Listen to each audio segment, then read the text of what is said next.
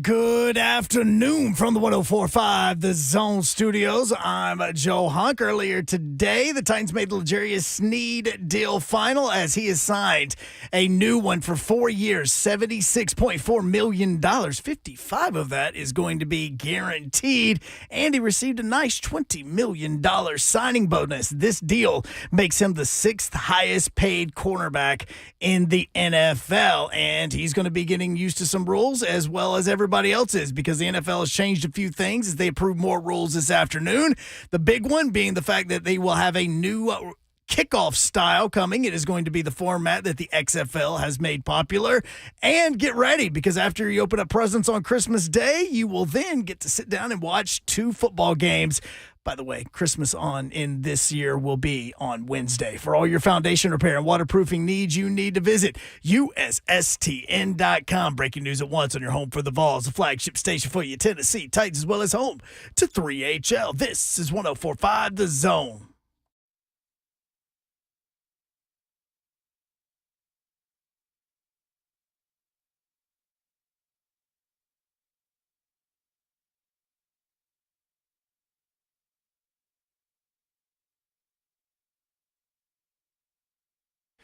Yo, what up, Nashville? 3HL is on the air. Brent Doherty with you on a beautiful day in the Music City. Hope you're having a great Tuesday, Pepsi. What's up?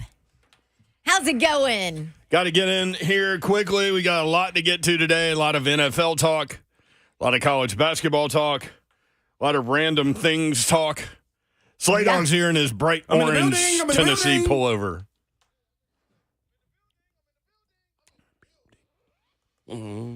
He gonna be in all orange all the time for the next. Yes. Hopefully for you after a week. So you are going to go to Detroit. I'm most definitely going to Detroit. I looked, and plane fares are up there. Who says who's taking a plane? Oh, 8-hour drive for you. I looked at that too. Yeah, I'm out of here. 8-hour drive. $750. Yeah. Damn. That's awful. Did you not know that? Nope. With But I'm on the road. a 10-10 tip. Yeah. Detroit time. Plenty of time to get there. 10-10. So Detroit's on Eastern. Why is Detroit on Eastern and we're on Central? Why do they tip at 10-10? That's the more important question. Yeah, 10-10. Well, I really don't know. I mean, they start the early games at 6:09 Central. What do you want to do with that? Bunk. Why is it bunk? Who cares? It's too basketball. late. Like you're going to fall asleep. Well, I might. No, you're not. No, but then it's You going to love screw sports. me up for 8 a.m. child soccer the next day. Well, that's on You you. gotta make it happen, Well, man. that's Number one, bunk, the kids too. should not be playing soccer. Number two. What? Hey. Really? You're going to fight me on that one? No, not really. It's soccer or dance. Soccer At that or That's age. where mom's going. So you could start baseball at 4. She's not 4 yet. Yeah, but next season? Yeah. I already started her. In the fall. In the fall, she can play baseball. Look, they pitch you a few, and then they put it on the tee. It's fun. And then they hit it and they run around, and they have no idea what's going on, but it's She'll good. love it. But see, that softball tournament, travel softball tournament world, I don't want to do that either. Yeah, I mean, just let her play baseball. With the boys? Yeah, lots of girls play baseball. Yeah. I mean, far up into the age divisions. Well, yeah, you see it at the Little League World Series, right? Yeah. That's right. A lot of them better, too. A lot of them are bad A. Yeah. That is definitely true. Let's start with this. New Titans cornerback L'Jarius Sneed has agreed to terms. As Hunk just said, the trade is complete. 4 years, $76.4 million, $55 million guaranteed, $20 million in the signing bonus. A lot of people forget that dude ran a 4.37 Yeah. 40 at the combine. Andy Reid saying he traveled with the other team's best receiver, and that's where he is. He's a dog. Arr. Dog. So like you got you one. Andy Reid said they hated to lose him. They wanted to keep him, but the salary cap constraints in the NFL are what they are. I was going to say, I saw a couple of people hit our 3HL on Twitter like, oh, well, if he's that great, why didn't the Chiefs keep him? Because you can't pay everybody. And I mean, listen, you're going to say that about every free agent, Yes. high-priced free agent that goes somewhere? Probably. right. But here's They my all switch teams at some point. here's my other question Basically. too. Chris Jones, L'Jarius Sneed. If you're talking about money, who are you going to pay? I mean, True. I'm really excited the Titans got L'Jarius Sneed, and I'm still taking Chris Jones. I mean, we could take a couple of phone calls on that real quick if you want to jump in on L'Jarius Sneed and your thoughts on that, because I think with the combination of him, Cheeto, and McCrary staying inside, again, 7 touchdowns allowed his first year, 0 the second year. I think you've got 3 really good cornerbacks, which you did not have last year. No. and it hurt you Yeah. big time. So Big Jeff. That's why Slade couldn't say the word nasty. Yeah, last and year. I hated it. Back this year, though. Big Jeff wrote on social media, as we said yesterday, that secondary 3 exclamation points. Yes, Lawd, L-A-W-D, exclamation point. That's how you say Lord. Help me help you, exclamation point. Chiefs defensive back coach Dave Merritt said, quote, he's the most aggressive corner I've coached in my 27 years. He's like a Navy SEAL. You give him an assignment, and he goes and gets it done. That is the quote right there. Yes, Yeah. sir. That's what That's I'm talking amazing. So curious to get your take on that. We will, in the next segment, go down to Orlando, Florida. Jim Wyatt will check in live from the NFL owners meeting. Tons of rule changes. We talked about some of them yesterday. The kickoff thing did get implemented. We will talk about that. That hip thing, the more I think about it, that's the biggest change to pro football that we've seen, I think. And we'll get into that. There's some other things as well. Free agency got pushed down the road as well. 615-737-1045 if you want in. Lee in Nashville wants to hit on kids playing baseball real quick. Lee, what up? Hey, I just wanted to tell Babs she needs baby Babs to play at Creve Hall Baseball, where it's competitive baseball, and we Hell yeah, it is. love for little girls to play. There you go. Yeah, Creve Hall's been competitive since I was a kid. I just wrote it down, Lee. Yeah, thank you, Lee. Like, seriously, like Creve Hall. So when I was growing up, we didn't have travel baseball per se. So people would go play, like the better players would go play in other tournaments, like at Twitty City or Creve Hall was another place where some of the better players went. But then you had like the R.A. Dickies of the world that would travel around the country to pitch. Like, we need you to pitch this weekend. All right, Well, fly me in. he's pretty special. Different cat right there. Right? I would love for Baby Babs to be on the same level as R.A. Dickey in anything. They'll be ready for Babs and Nato because she's coming to a party near you. She is coming. Look out, umpire. Steve in Nashville. Steve, what's up? What's up, gentlemen? Yo. Dawn, you're Yes. gonna be one of those. You're gonna be one of those moms. I can tell you. You're I know. Oh, it's gonna be scary. Listen, it is. I want to be there. I want to be reffing a game, and let's Dawn Davenport. Look, let's throw her out. Listen, listen. Clay Travis, who used to do 3HL, he did get thrown out a couple of years ago for dropping an F-bomb. You can't do that. There's kids around. I ref soccer all weekend. I got F-bombed about 5 times. There you go. Oh, Anyway, parents, do better. Yeah. Those good parents. Hey, the reason I would have, I mean, I think it's great that you got Sneed. I think our corner, I think we look better. But, Dawn, I want you to answer this. What can't cornerbacks do that they could do about 5 years ago? They can't touch your touch wide 'em? receiver. Yeah. Now. They can't touch them. The problem, and I'm all in favor of getting him minded, but we got to get help on the defensive front because you got to get at the quarterback. I'm not really scared of our line. So the other option is doing what the Chiefs do and just outscore people. Yeah. So Dawn, behave as a parent. Let your child grow into what she wants to grow into. Don't push her in any sport. Y'all have a good day. Love it. Thank you, man. I'm on Appreciate it. 615-737-1045. Don't push her in any sport. Yeah. Okay. That being said, yeah, Sneed's aggressive and handsy and whatever else, but I think it's okay. And you talk all the time about how that front helps the back helps the front. Like it's key for both. I think people need to think about, I mean, you can think about whatever you want to, but like I would think about it like this, and I do. So you bring in Pollard, that indicates a complete shift in offensive philosophy, right? And he's a good player. You bring in a stud wide receiver, you bring in a stud corner, you bring in Cushenberry at center. Think about where this team is next year with all of those people coming back. Right.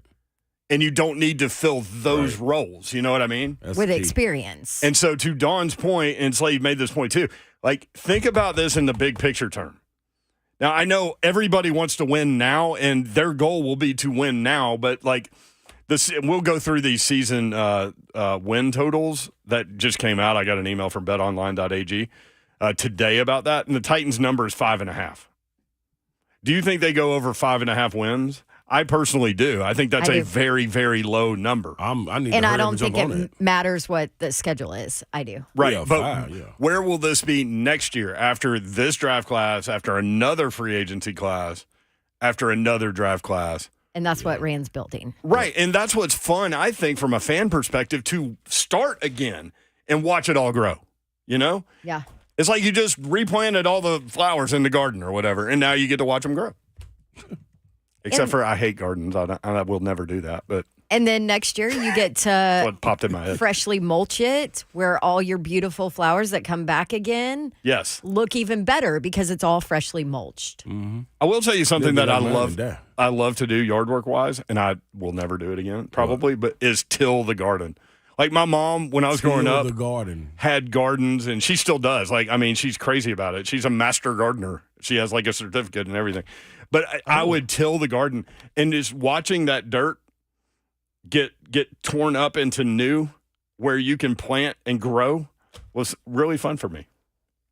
Yeah, I ain't never seen nobody till no garden. You will watch a video during the break. You want to No. come till the weeds out of my, Oh my gosh. garden? Yeah, I can do. Babs has work that needs to be done. I'm I sure. can plant Oh, a it's a hot mess. flower with a pot and stuff like that, but till the garden, no. I kill cactuses. So, What'd you say know. about pot? Put a flower in the pot. Do you have your long weed? Speaking of, still? That'll be Yeah, ready it's back. dead. It'll be But back. it's it'll be still back. in the It'll yard. be back. Yeah. Yeah, oh, yeah. It's That still thing- there, but that it's thing dead. ain't going anywhere. That thing is strong, bro. You remember when I got the notice from the HOA? Yes. Yeah, what are you doing out here, Babs? They're like, I you have to love have it. 2 trees in the front yard. I'm like, I do. Do you not see that weed tree right there? 2 trees in a bucket. There you go. That's 2. Mama. Rules changes. Kickoffs passed 29-3. The dissenting votes were Packers, 49ers, Raiders. I don't know why. Hip drag got approved. We'll talk about all that. Jim Yes. Wyatt is down at the NFL owners meeting.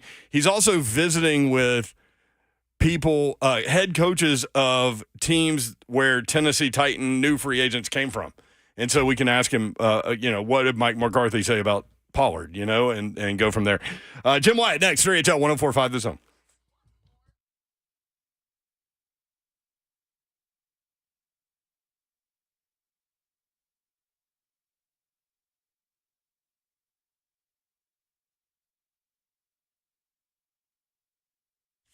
Did you know that about 80% of new home buyers don't even shop around for the best mortgage loan? That's crazy, especially right now. Guess what? My friends at Loan Pronto will help you out because not all mortgages are created equal, and people who use Loan Pronto save on average $3,500 just in closing costs. And on top of that, they can get you a better rate, which will save you even thousands more every single year. They also, at Loan Pronto, have an Equity Express line of credit that can help you to get out of debt. No credit card, no car loan debt, no personal loan. What you do is you use the equity in your home, you turn it into cash, and with Loan Pronto, you can do it almost instantly. Get approval in about 10 minutes online. Almost no documentation, no appraisal, and no hassle. How about that? LoanPronto.com. That's where you go to start the whole process. Or if you just want to know more about it, just call them. 615-499-5780. That's LoanPronto.com at 615-499-5780. NMLS 1661781. Subject to lender approval. Equal housing lender.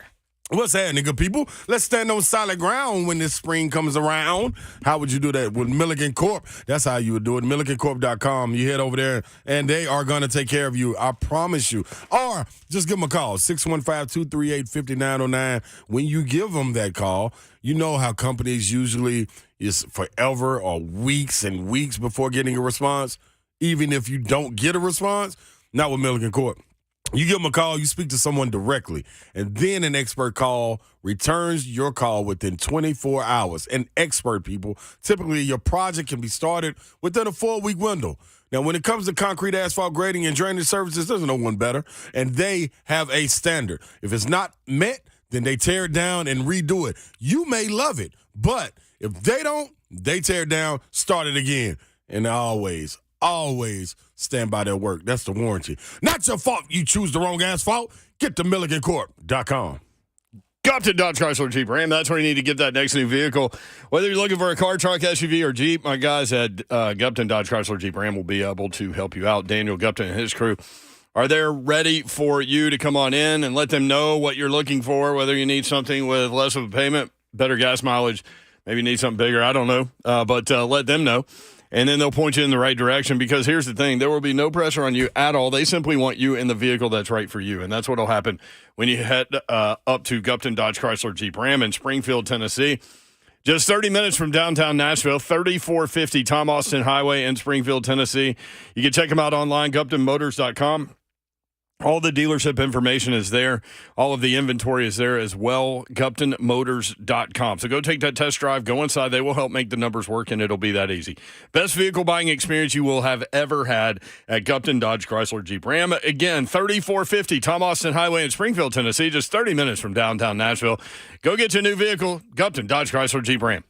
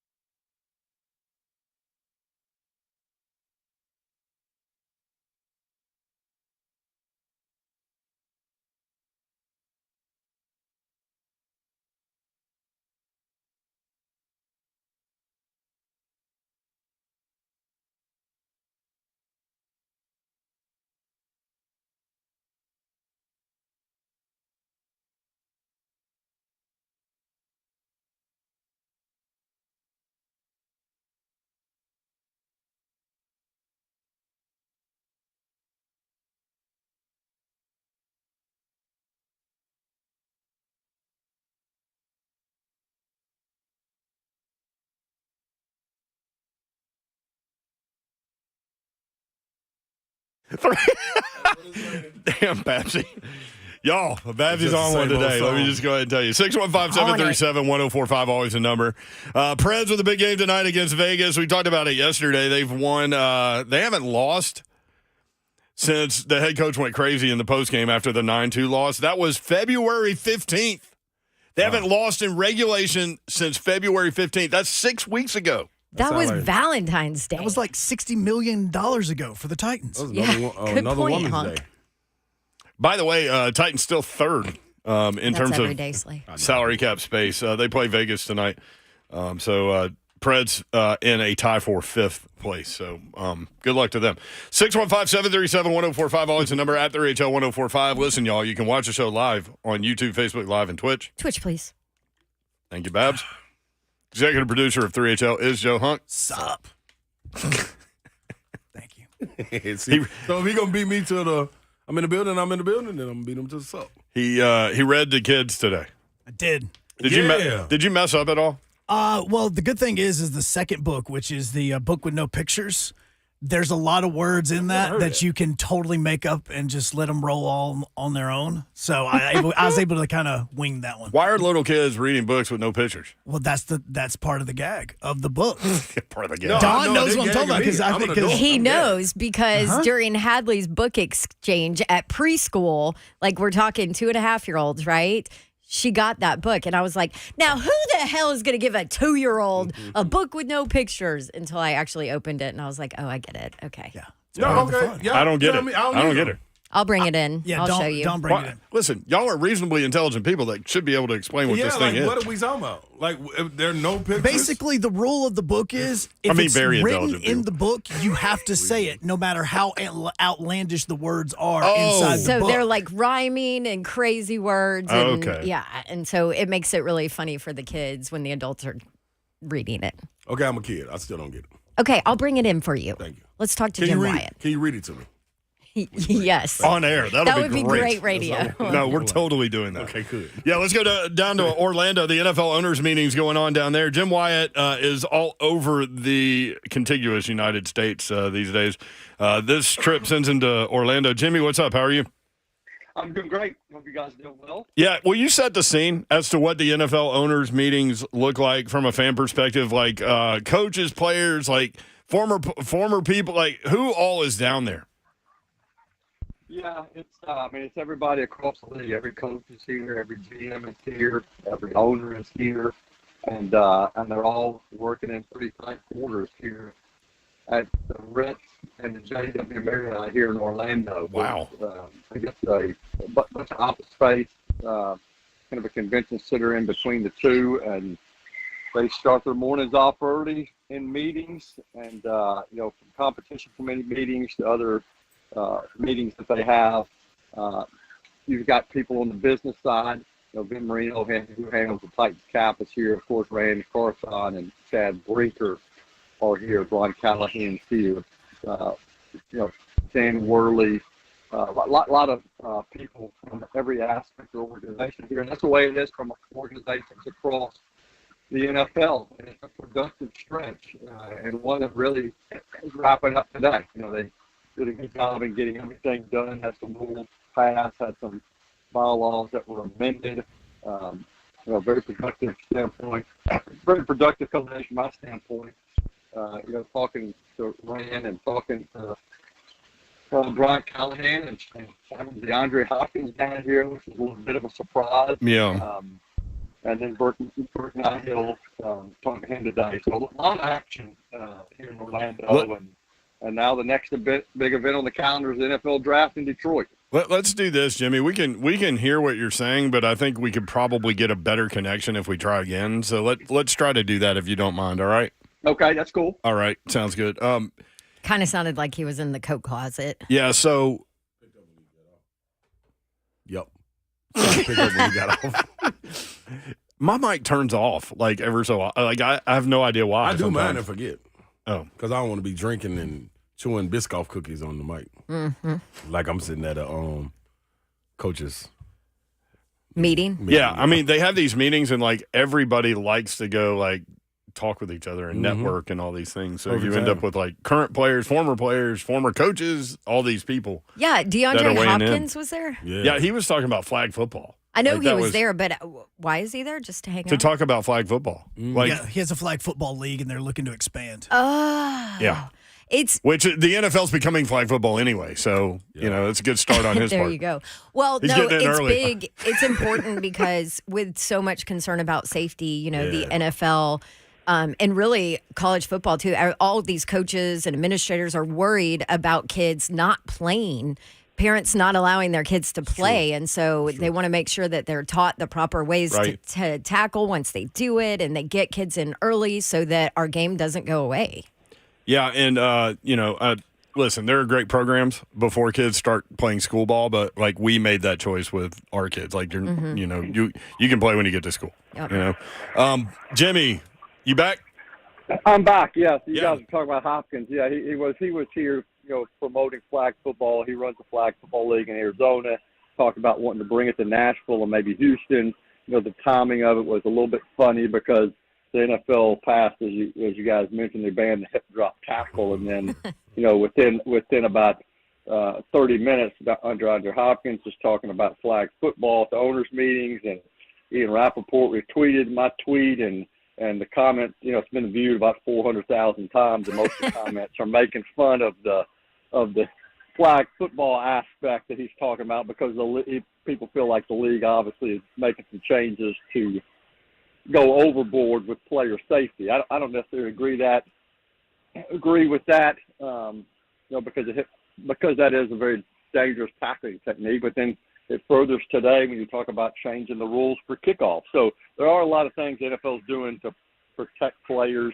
I think with the kickoff situation, the change, I think that's less about player safety. That's a factor, but I think it's more about making the kickoff a relevant play again. Not a time when you go up and get a cold drink out of the fridge. So hopefully that will spark some more excitement in the game with the kickoff. Or something. Yeah, absolutely. Yeah, so what is the reaction? Because you're seeing on social media, even offensive players are like, we need that hip tackle thing. Like, don't outlaw that thing. And I think fans are going to be frustrated when that thing starts to get called because that's another judgment call, and it's going to influence games dramatically with 15 yards. So what's been the reaction down there about that?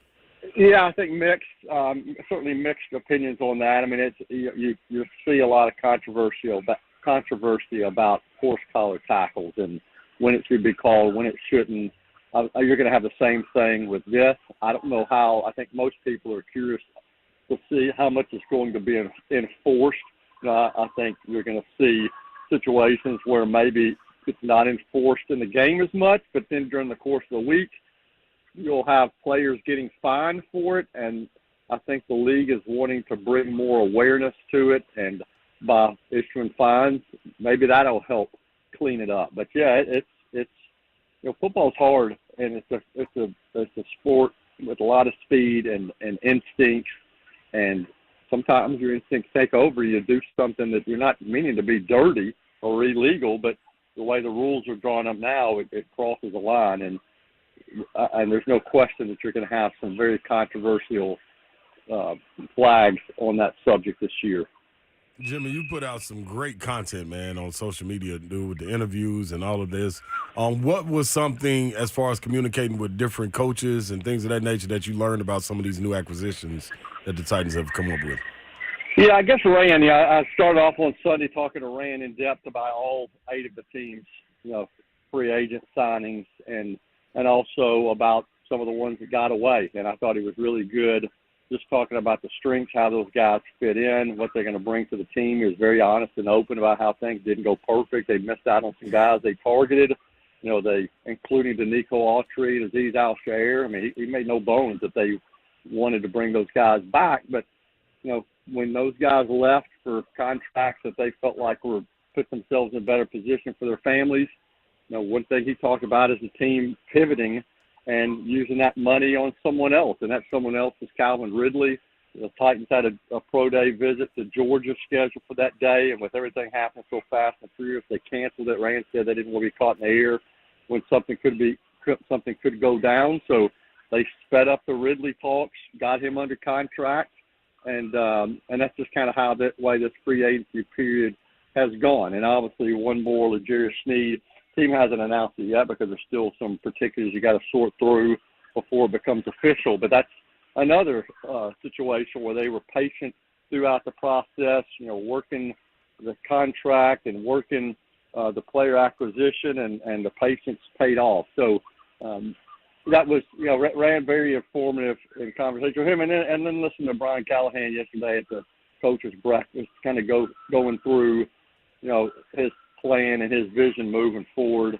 And in particular, how they're going to use the running backs, Tony Pollard and Tyjae Spears. Pretty insightful stuff from him on that standpoint as well.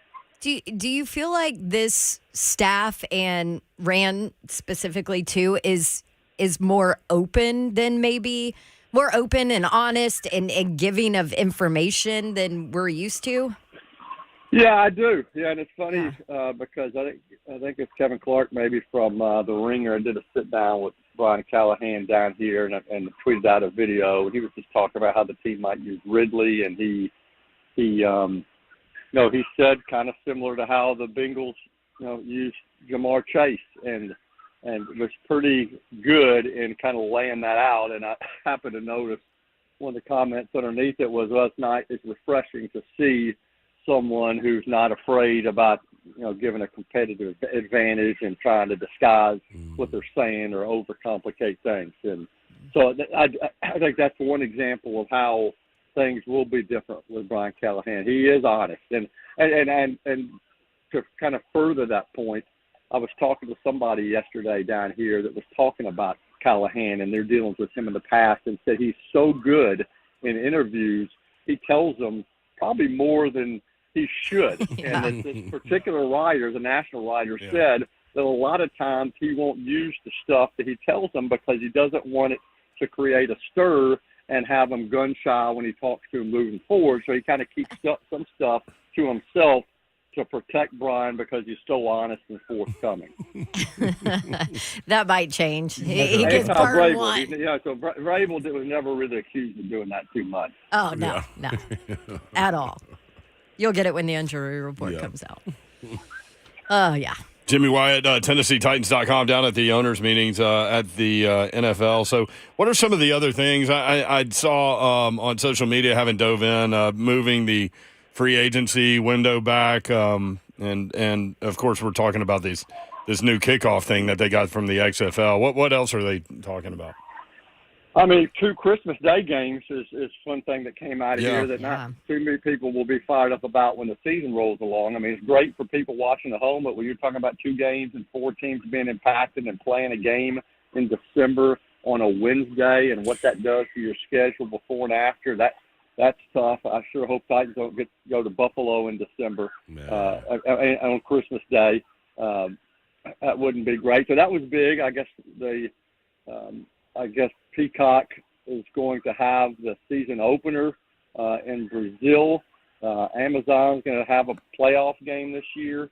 We kind of talked about the tackling rule. The biggest change, and people hearing this now are very well aware about the change on the kickoff. But I'm telling you, when the season starts and people start lining up for these kickoffs, people are going to say, what is going on? Because if you're not familiar with it, I'll kind of give you a quick Cliff Notes version, but the kicker's going to kick the ball from his own 35-yard line.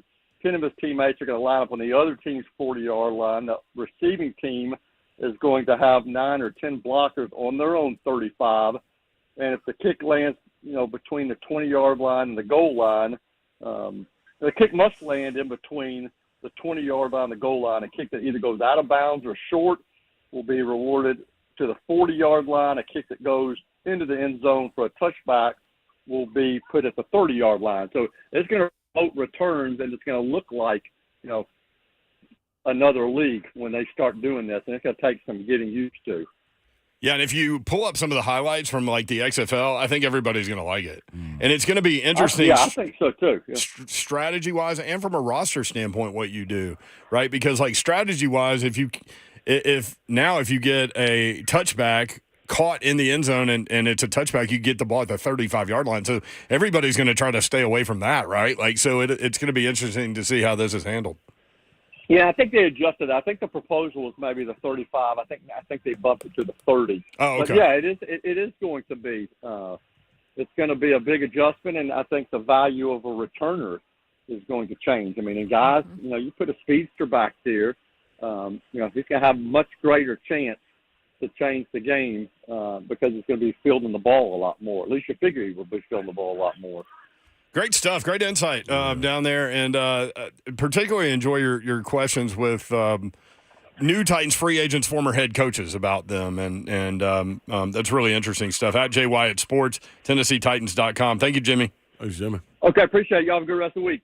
There he is, Jim Wyatt. Speaking of that kickoff rule, Eric Galko, who is now the director of football ops and player personnel for the Shrine Bowl, was a part of the group that came up with that idea and implemented it, these new kickoff rules that have been tossed into the NFL today. They did it for the XFL. We're going to get the who, why, what, when, how all this happened with him next. It's fascinating. And how it's worked out for them next on 3HL. Eric Galko, 104.5 The Zone.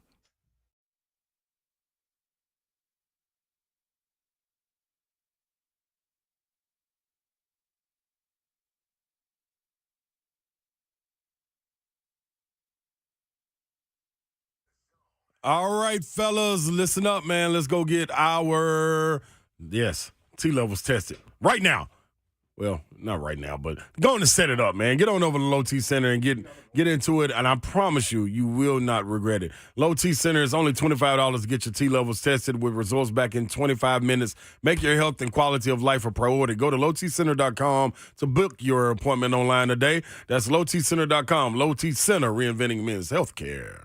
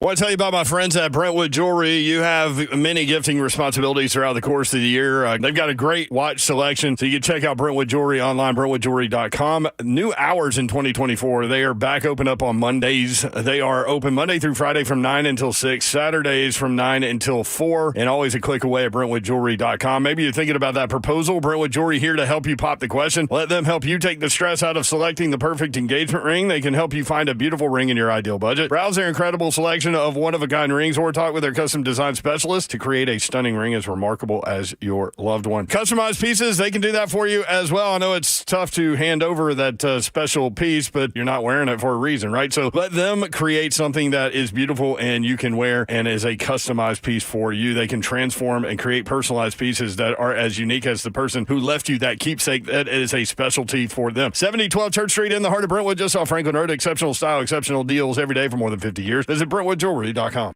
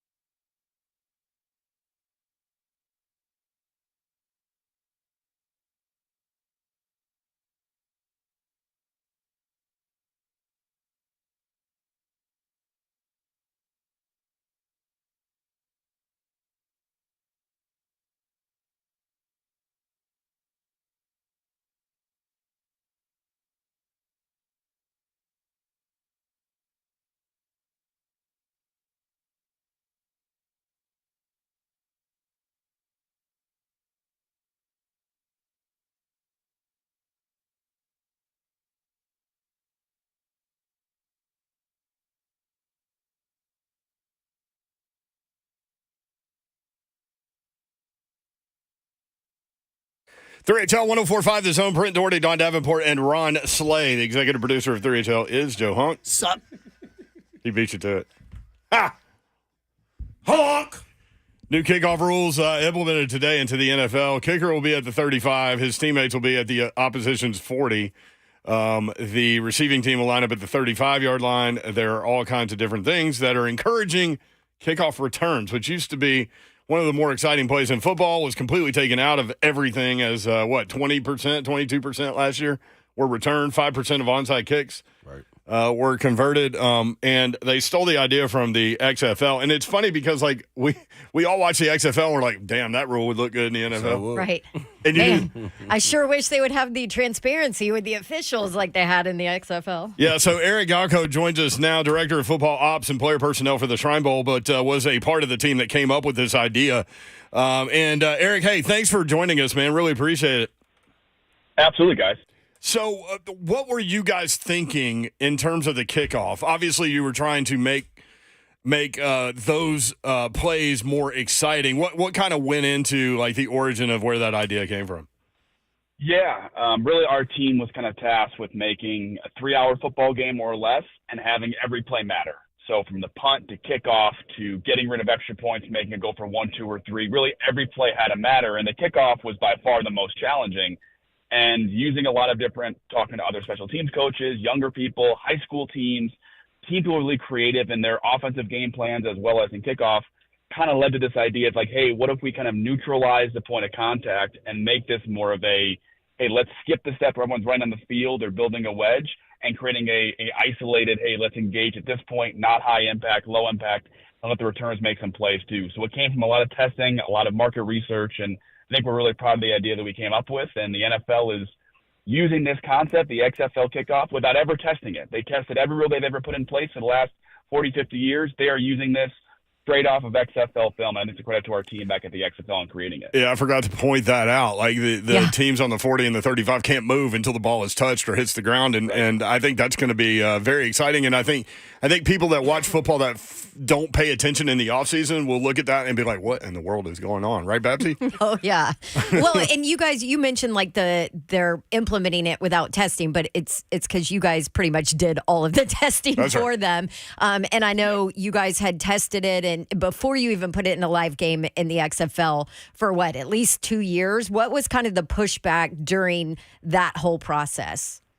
Yeah, tons of iterate. We used it with junior college players, semi-pro players, professional players, in practices and live game settings. And a lot of that tinkering was, where do you start the players on the kickoff and kickoff return team? Where's the kicker kicking from? What is the effect from using analytics, EPA, expected points is added, from when the ball goes out of bounds to go to the 35 or 40-yard line. So all the rules we came up with and the NFL is using really came back by data and trial and error. And we determined that, a 5-yard area for the kickoff and the kickoff a team is enough space that you can engage and have a real block without it being too high impact, but also still effective. It's also easier for the referees to officiate, and there's a whole dynamic there of how to officiate this play cleanly as a referee, that way NFL players and on both sides of the ball are not confused as well too. So a lot of that testing led to the operations of the play as much as it is where the ball can be after a return. So I was lucky enough to fill in on XFL last year for ESPN, and so I got to see all of it up close and personal, and obviously hear all the players talk about it. And by last year, everybody was kind of used to it, and coaches had figured it out. But do you think that there will be kind of a curve, almost like a learning curve with this in the NFL? I think there will be on the player side. I've just talked with Coach Richard Hightower, who's the special teams coach of the Bears. He actually coached at the Shrine Bowl this year as one of our head coaches, and he and I spoke at length about this. And I can tell very quickly there was some real thought behind not only why to implement it, but how teams could do it uniquely. And one of the important parts of this play is that now special teams coaches are not all doing the same thing. They can really have creativity. We'll see very similar to how different offensive coordinators have different schemes in the run game. It'll be very, very similar to kickoffs. You'll see one special teams coach have a very different scheme than another special teams coach on a game-by-game and play-by-play basis. I think for the players, it will take some time because they're not doing it to the college level. And really, NFL or college players going to the NFL won't have any exposure to this besides watching it on Sundays, maybe using it in the new Madden that comes out on video games, and then probably at all-star games at the Shrine Bowl, and they'll get a crash course in it. So I think players will take some time, both this year in the NFL and even in future years. But I think special teams coaches will be really creative early on, and we'll see some really cool, funky plays that, again, look a lot like run plays than they do like former kickoff plays. So I know a lot of the owners, coaches, administrators, everybody in the NFL wanted this voted on immediately because, honestly, it could change your draft pick. It could change your roster construction, right? I mean, this is that big of a change. Kind of explain how the return position changes with this implemented. Yeah, the kickoff and kickoff return is about 10 plays a game, and we all watch football. 95% of those plays are just kick out of the end zone. So now you're adding 10 plays to the game. By comparison, the average NFL game has about 12 red zone plays. We hear all the time about NFL teams practicing red zone and so much. And so this is going to add 10 more quality plays that can have a real impact on your game. And that's going to lead to teams spending a lot more time on special teams. Again, probably twice as much as they had the last few years, because in the past it was just punt and punt return. Now it's punt, punt return, kick, and kick return are all going to be active plays. I think also you can change what kind of players you want on your team. So this play creates a very in-space man or zone blocking scheme, which kind of equates to all right, when you run outside and your tight end and your receivers are blocking or your fullbacks blocking, that's the kind of equivalent here. So I think we'll see more teams carry an extra tight end, maybe a fullback on defensive side of the ball, another linebacker or safety. It's going to really add and kind of change how the back end of NFL rosters look. And we'll see a lot more really, really good athletes at tight end and safety and linebacker who maybe don't have a true NFL position, they're going to be kind of quote unquote core special teamers in a big, big way now with this new rule. I love it. Eric Galko was part of the team that came up with the XFL kickoff rules implemented by the NFL today. Just kind of getting the backstory there. Eric, you guys got anything else that's on the brink that you want to, drop on us right here that you're going to try out in the Shrine game or anything else? Were there any other ideas? Something that maybe got next that you thought would help the game one too? idea that's kind of getting there in the NFL sense that we at the XFL have was the idea of a sky judge, which is a referee who can kind of overrule and basically do an instant replay without stopping the game and having complete carte blanche to do that. Yes. And that allowed the XFL to say, hey, if a referee has made a mistake, we're not going to judge him and call him out and make him review his mistake and go onto the camera and everyone watches it. We'll let the sky judge just say, hey, you know what, got that one wrong, change it real quick. And what that allowed for is, again, far fewer replays, but also a much cleaner progress of the game. And I think the NFL is inching towards that, but that's probably the next closest thing that we at the XFL, that the NFL is going to have. I think we're still a ways away from getting rid of the extra point like we did the XFL. I think NFL teams are still going to clutch a little bit onto the extra point, but I think overall we'll see more and more of the sky judge and, again, more of the iterations that the XFL did. Yeah, I love the idea of the sky judge. Does that mean that they can, throw a flag from the press box down onto the field? That would be good. We can get creative. Eric, you also are the director of football ops and player personnel for the Shrine Bowl. Obviously, we're in Titans world right now, and the Titans have done a lot in this free agency period to kind of fill some holes, but just curious if there are any, prospects or maybe a target from the Shrine Bowl, a player that you know well that maybe the Titans will target. Yeah, the Titans certainly will be picking at the top of the draft and likely picking a player who didn't go to any All-Star game, guys like Joe Wald or Malik Neighbors or Marvin Harrison, players like that. But I think in round 2, if they don't address receiver in the first round, getting a guy like Malik Washington on day 2 of the draft is a slot receiver, can kind of really complement DeAndre Hopkins, Calvin Ridley, Traylon Burks really, really well.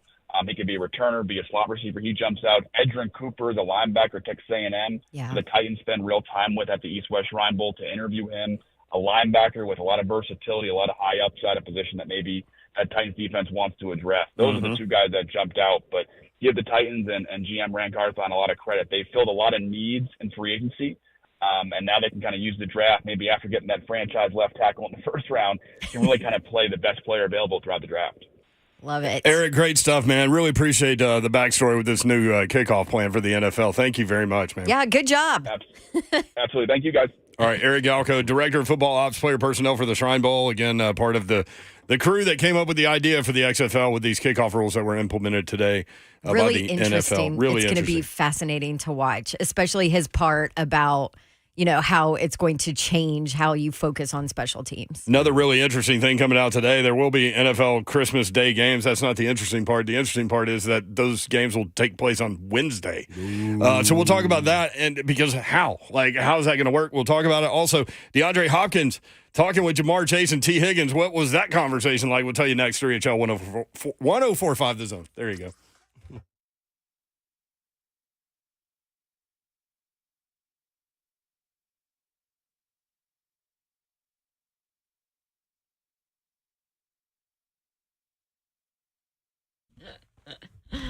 I'll fight with Buck any day about stuff he says on the air, right?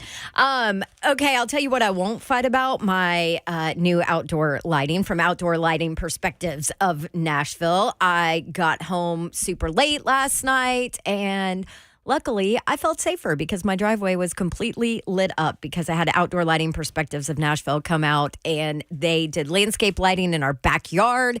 And then also, as an addition, we made sure to light up our driveway so that I felt safer coming in late at night. And it's amazing the difference that it made in our backyard, on my driveway. I'm actually going to add more now because I love how stunning everything looks with landscape lighting.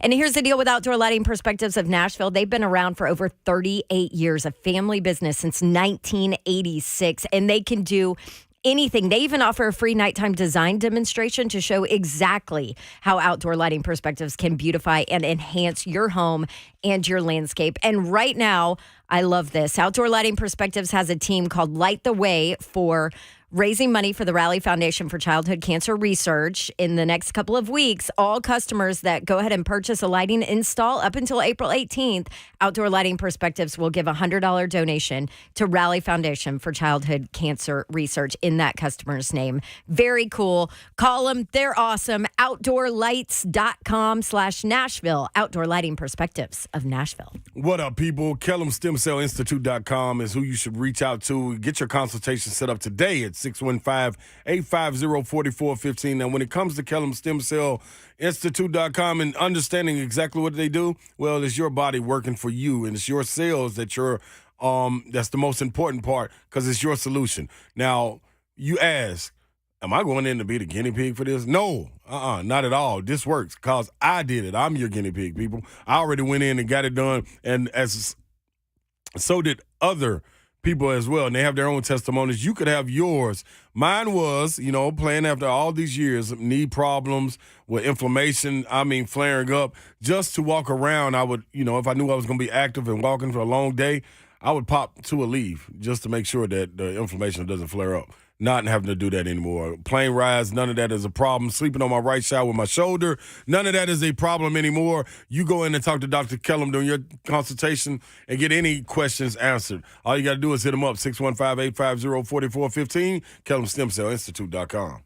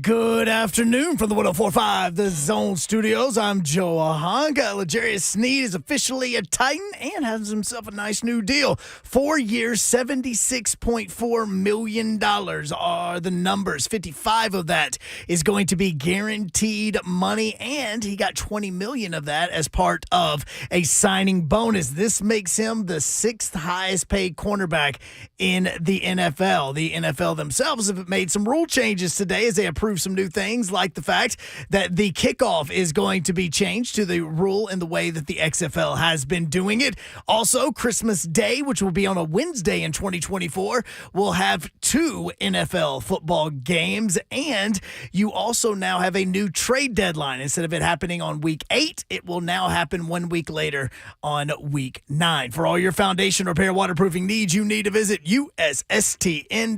Breaking news at once on your home for the Vols, the flagship station for your Tennessee Titans, as well as home to 3HL. This is 104.5 The Zone.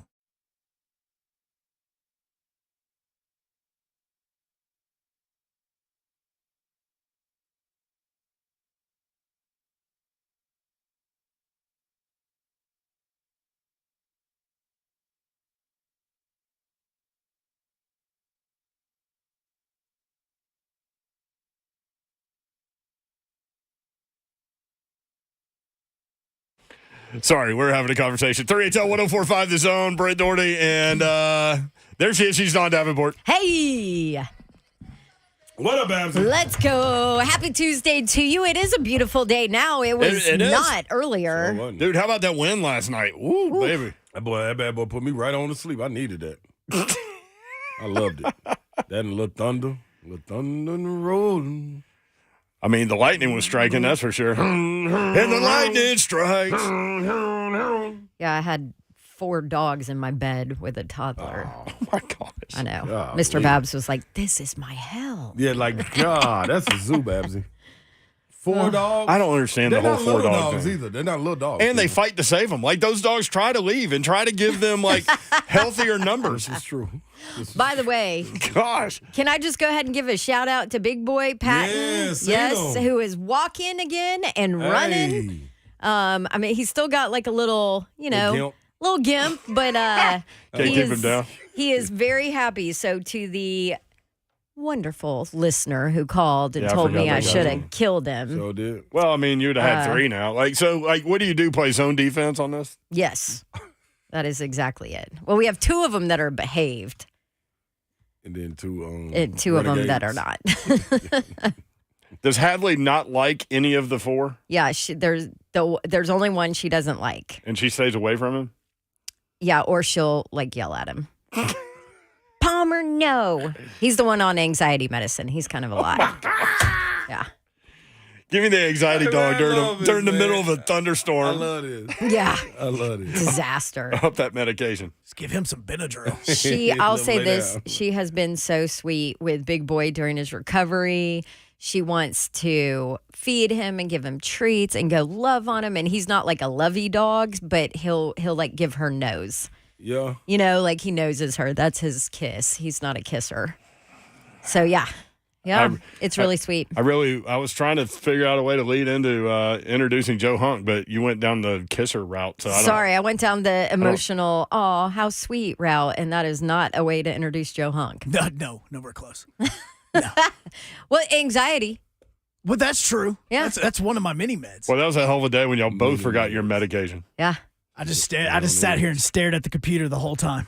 Just just be quiet, Joe. Don't say some of the other things. He's Joe Some Hunk. of the other He is Joe Hunk. Sup? Ronald Sylvester Slay I'm in is the here. building. I'm in the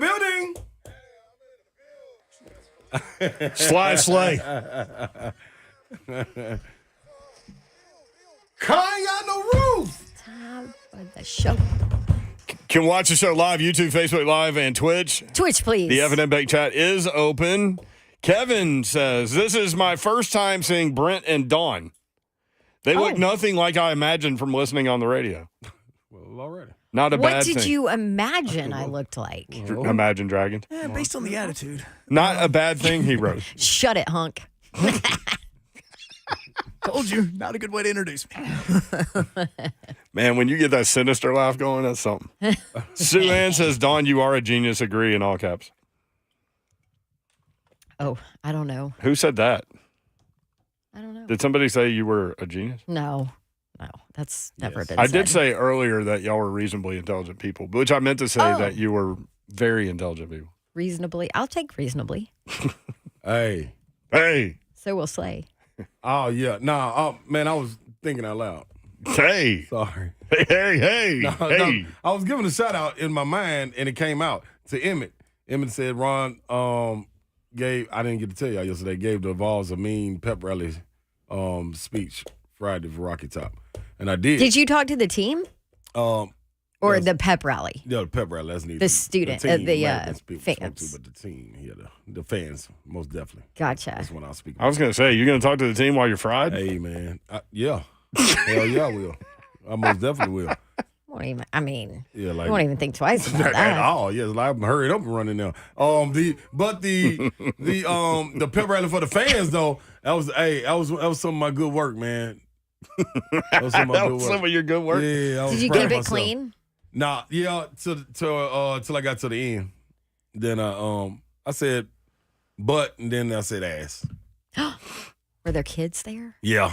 Oh. That's why I said butt first, and I said for the kids, we're gonna kick some butt, but for the adults, we're about to go kick Texas ass. Horns down, baby, let's go. For the ass in Texas. Yeah, and I told him, Chancellor Plowman. I went after Chancellor Plowman. I told him she can't say this, but it's horns down for me, guys. I'm just saying. So, man. It was a great time, though, man. Good time, good energy. Boy, it looked like... Zakai's mom. Zakai, she's energetic just like him. Really? Yes. Small just like him, too. Oh, I can tell on Twitter. Oh, you can tell. You saw the picture? I follow her on Twitter. Oh, do you? Mm-hmm. Oh, see, I thought you saw the picture, Babs. No, I didn't. Guys, I'm need to be on your game. All right, we're gonna. Slay ain't got no roof. We're gonna get to these 2 NFL Christmas Day games, which will be on a Wednesday. How are they gonna make that work? Oof. Man, I don't. There's gonna be some pissed off players. There's gonna be some pissed off fans like me. You're mad because Christmas Day is for NBA. For NBA. That's right. That's when the real season starts. See, I love it. I don't like it. I don't care. Sorry, Slay. I don't like it. This Sorry, stupid. Slay. This is stupid. But I do understand where coaches and players are not going to be happy with it because we talk the Monday night games, right? They need Thursday night games. We need all the teams to be playing. So starting on Christmas Day, Wednesday, December 25th. So I don't know how. So there are 2 games. So there are 4 teams that are going to have this Wednesday game. So how do you do the week before? How do you do the week after? They're going to play those teams that are going to play on Wednesday night. They play on Saturday the day before or the week before to give them the extra day. That's dumb. Okay, so that's like a Sunday, Thursday thing. Yeah, that's what they're doing. But then what about the next week? Then you get the bye week? That's the part that Roger Goodell did not answer earlier today because he says, we've done this before. We've got this down. You could have all 4 teams play again, just change them up on Monday. I wish they have all 32 to play. Just take over. Take over all year long. Let's make football all year long. How about that? Yeah. Oh, yeah. We're trying. Yeah. I'm boycotting, too. How do they do that? Listen to Slay. I'm boycotting. You're just going to take that. Are we going to work? Do we work now on Christmas Day because of that? No. What if the Titans are playing? If the Titans are playing, yeah. Absolutely. Listen, the Titans are a team that they would do that to. They most definitely would. Yeah. Them or Jacksonville. Well, at least right now. Or them together. Until Rand's You're right. They used to comes out of the oven. Yeah. Could be. All right, so starting Christmas Day, Wednesday, December 25th, you'll have 2 games on Christmas Day, the 25th, Wednesday. Then you'll have an NFL game on Thursday, the 26th. You'll have NFL games on Saturday, the 28th. You'll have NFL games Sunday, the 29th. You'll have NFL game on Monday, the 30th. College football quarterfinals on the 31st, and college football quarterfinals on January 1. That's going to be quite a run. Coconuts. I love it. I'm going to sabotage something. Because your NBA won't be able to get off the ground. Yeah. NFL dominates. Uh-huh. Except at your house. It's cool. Now, come on, no, NFL. The NFL still dominates at his Put house. all the rules in effect so we can hurry up and get the touch. Wait, so if that also means that if we are playing on Christmas Day, Slade, that would also mean that if it's at home, there's a tailgate that you would be doing as well on Christmas Day. Oh, man. That's dumb. I do feel for the staff, like stadium staff and security and all that, people that now are going to have to work. Yeah. Hey, fried turkey, Christmas Day. No, tailgate. man, no. UNC with. No. See, I've always, like, being in this business, I've always worked holidays, so we all do. It doesn't faze me, but that's a different for deal, a lot of though. people, it will. Yep. 615-737-1045 from at NFL Rumors. Titans wide receiver DeAndre Hopkins said Bengals receivers Jamar Chase and T. Higgins told him he will love the offense that's coming to Tennessee. I mean, keep hearing about it. The writing's on the wall, man. Look at them. Be fun. Them dudes thrived. Like, can y'all imagine? Can y'all imagine DeAndre Hopkins, Calvin Ridley, and Traylon Burks? Huh? And whatever rookie they draft. They don't even matter about the rookie. What about Kyle Phillips? Traylon Burks, man. That's the key in all of this. Put him in the slot. What about NWI? I don't care. Put him out there. If you thought Boyd. Oh, yeah, and Higgins, NWI. and Chase. Oh, and NWI. Well, they got to fight it out with Burks because this is Burks' job. When we come back, Brian Callahan, his thoughts on NWI and Kyle Phillips. Is he not wide receiver one anymore? Also, I also have an elephant in the room Where's he at? comment. all right, and how they got Calvin Ridley, Brian Callahan. You'll hear those comments Yes. next. Also, Mark, the caller that called in to say put the dog down to Don Davenport. Oh, Mark. Is on hold, so we'll go to Mark first, and then we'll talk. Yes. We'll hear from Titans head coach Brian Mark. Callahan. That's coming up next. 3HL 104.5 The Zone.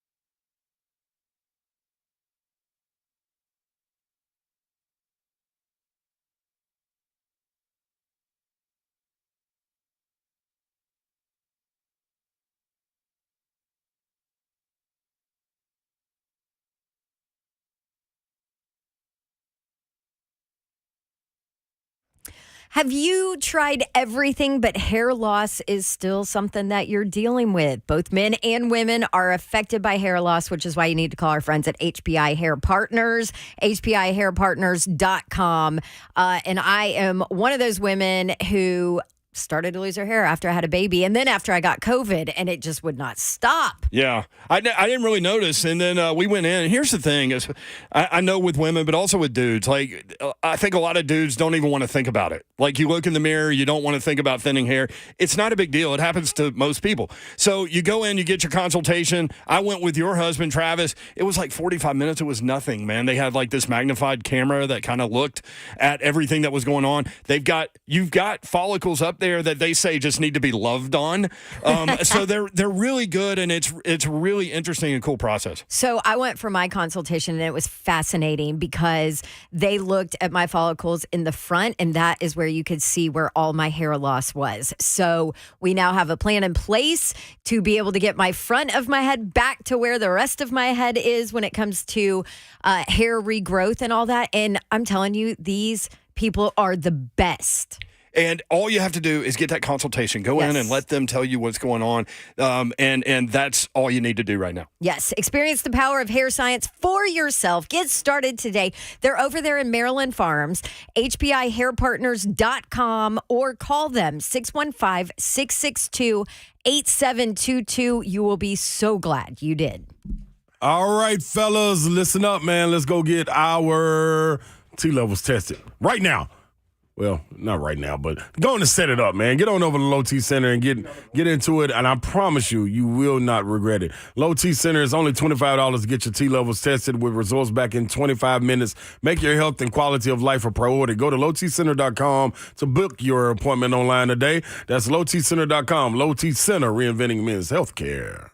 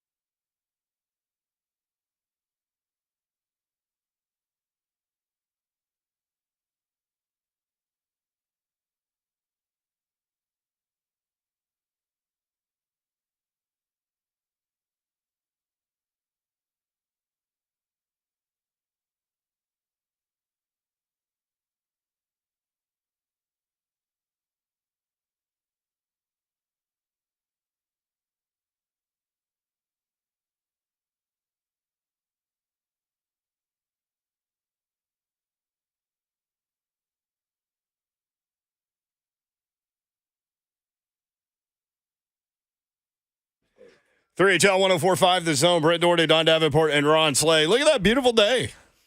Beautiful day. Took a minute. What did? It was not beautiful this no. morning. Man, it was nasty. It was nasty. I was Yeah. like, I don't want to do anything. Yep. I don't want to go out in it. One I of don't them want to get days. the dogs out. Yeah. I don't want to take the toddler to dance. I don't want to do any of this. Some news about former Titan kicker Greg Joseph, who will now assert his dominance in Green Bay. 1 year, $1.295 million deal. He had 5 game-winning kicks last year. Led the NFL. Way to He's gonna assert his the dominance. dominance. Yeah, that's okay. All right. That's what he said when he joined the Titans. I'm not here to assert my dominance. That's what he said. Well, you know what? That was I'm just so here to funny. be Greg Joseph, is what he said. It's gonna be interesting moving forward with these kickers though, because everybody they just used to power up and boot it through the goalposts on kickoffs. That shit, you gonna get that's a penalty. Yeah. Like you moving it to the 30. Yeah. Like you better get that thing between the 20 and the goal line. 20. That's all right. It's totally changing the game. It is. I like it, Which man. is great. I mean, And then you think you might have to put 2 returners back there. You might can't just have the one because but as Eric angle it the right way. Galko said, he was a part of the group that implemented that in the XFL, which now the NFL adopted it today. But he said different teams handled it differently. It wasn't Right. just like now they're just trying to kick it as far as they can. Yeah. And so you only had 20% returned. I like this. So then it's like also, so you score, they go to break. They kick off, they go to break. Yeah. And the kickoff was nothing. Yeah. So you can miss that. So you can miss like 10 minutes. yeah. You can go do whatever. But now you got to be back there for the kickoff. Sure do. I love it. But And see, you need like a one-cut guy, right? sure That's do. exactly what it is. Not necessarily speed, but you need the cut and go guy. So I was reading about Western Kentucky wide receiver Malachi Corley, who is 5'11", 207. Remember, he had a great Senior Bowl week. And he was actually named the Senior Bowl North Squad Practice Player of the Week by the South's defensive backs. So I thought that was cool. He ran in the 4.45 range, but had his pro day. He wasn't at the combine, wasn't able to participate. 31 teams sent scouts and 9 sent wide receiver coaches. But what I read about him was that he's the kind of guy that could be affected by these new kickoff rules because he's that kind of player. Right. And so I thought that was interesting, and congrats to the local guy That's dope. for the opportunity. 615-737-1045. All right, we're going to hear from Brian Callahan, Titans head coach, about how they got Calvin Ridley and his thoughts on NWI and Kyle Phillips. But first, you mentioned your dogs, and Patton had to undergo, like he almost died while we were at the Super Bowl. And so Don had to make a quick decision on a really expensive surgery. And I decided to do the surgery. He was paralyzed. I decided to do the surgery. Save his life. And now he's out walking around and stuff. Mark called in from Auburn, Kentucky back then saying that you should put him down. And now which is that's a tough position. But Mark has called back. Mark, what's up? Hey guys, first thing, balls ain't got no roof. That's right, Mark. You better believe. Boy, that was a good start for Slay Dog. Hell yeah. I wanted to start up on the upside since y'all gave Dawn so much time to load her chambers with me coming on. Dawn, my sincerest apologies. I must have been in a very dark place to catch you like that because I've had multiple dogs, been faced with multiple expensive surgeries, some of which I have actually gone through with. And so Some of which. I must have just been in a very dark place that day to come at you. I mean, Thank you, Mark. Yeah, you took a lot of heat from listeners, Mark. I'm not going to lie. You did take a lot of heat. I know. Hey, I was listening. Made me feel even worse on the ride home, which at that time I was working in Nashville, driving all the way back. So I had plenty of time to listen. Oh, Mark, you're not a heel. Look at that. Yeah, she really wanted to be mad at you again. Well, that's a matter of opinion, but I'm taking the thought there. Let's see, where else was I going? Yeah, again, I just got back with my dog. I got her nails clipped today. We named her Marley because Smokey was already taken. She's a blue tick lookalike, and and hopefully I'm never faced with making that decision. But again, I'm so happy for Patton. I'm happy for you. And again, my sincerest apologies, and go Vols. How about that, Mark? Aw, thanks, Mark. I Appreciate might you, brother. cry. Hey, man. Patton says thanks too. Hey, man. How about that, man? To all the listeners out Forgiveness there, man, is important. No, that's not. And no, but to be able to say that you were wrong and you apologize. That's. Hey, man. And kudos he's a to dog Mark. person. Listen to him. But hey, you can always, when somebody come to grips and be like, you know what, I was in a different spot right then. I apologize. It wasn't me. I can accept that all day long, For sure. man. Absolutely. Give me that all Yeah. day long, man. Salute, Mark. I'll give you a Aw. hug, Mark. That's my boy. That's Man. my new boy. Lock his number in so we can call him back a little later. Just randomly. Hey, Yeah, Mark, my what's dog, going what on, you bro? doing, Good Mark. Yeah. Hey, I'm not going to lie. There was a point during that first week of recovery that I was like, damn it, Mark is right. That damn Mark. Ugh. Hey. But we listen. made it through. Yes, you did. I mean, Yes, you listen, there are a lot of people listening that would have probably maybe not done the surgery because of the cost. What was it, 12 grand? Yeah, Mr. Babs. Oh, yeah, my dog's dying. Oh, trust me. There's It was been just- numerous conversations from Right. Mr. Babs still to Listen, this day. and we can all make our decisions on those things, but it was tough because of the way that he came at you about it. Yes. Who's for sure? Like, I can't believe you're not What's gonna on kill your- that dog. It's on your Like, mind, what lady. are you doing? Lady. Although he did Great phone say call, Mark. quality of That was life for good. the dog, and Patton is back to his quality of life. Yeah. Hey, it's He was actually sleeping a good in your thing. bed last night. I know, and he can't move as fast as he used to, so he can't go after somebody. Sometimes you got to So slow it I'm gonna- down, Patton. I'm gonna avoid Yeah, a but- lawsuit. That's great. Yeah, but didn't he try to run after someone that was walking down the sidewalk? He or whatever? did, and I had to like dive after him. Yeah. How Did dare you walk did by do my the- house? Did you do the hip drop on him? when I you go- did. I did. The hip drop that You is gotta now flag- illegal. Surgically, You that get surgically flagged. repaired Yes. paired hip for her. Give me those Put it legs. on Babsy. Listen, man, it's a wild experience going to Babs's house. It just is. No question. I mean, any interest. You better Listen, be her there. mom fell through the deck. The dog will come after you. yeah. I know the dog surgery was my deck money. Dag nabbit. Was that the word you were trying to use the other Yeah, day? good one, yep. Mhm. What was the phrase you didn't want to use, but then we figured out that you did use it all the time? To be honest, To be honest, no. No, because to be honest is one that like I hear people say that, and I'm like, if you don't say that, does that mean you're not being honest? Listen, I'm gonna be real. That's it? I think I'm gonna Yeah. be real. Yep.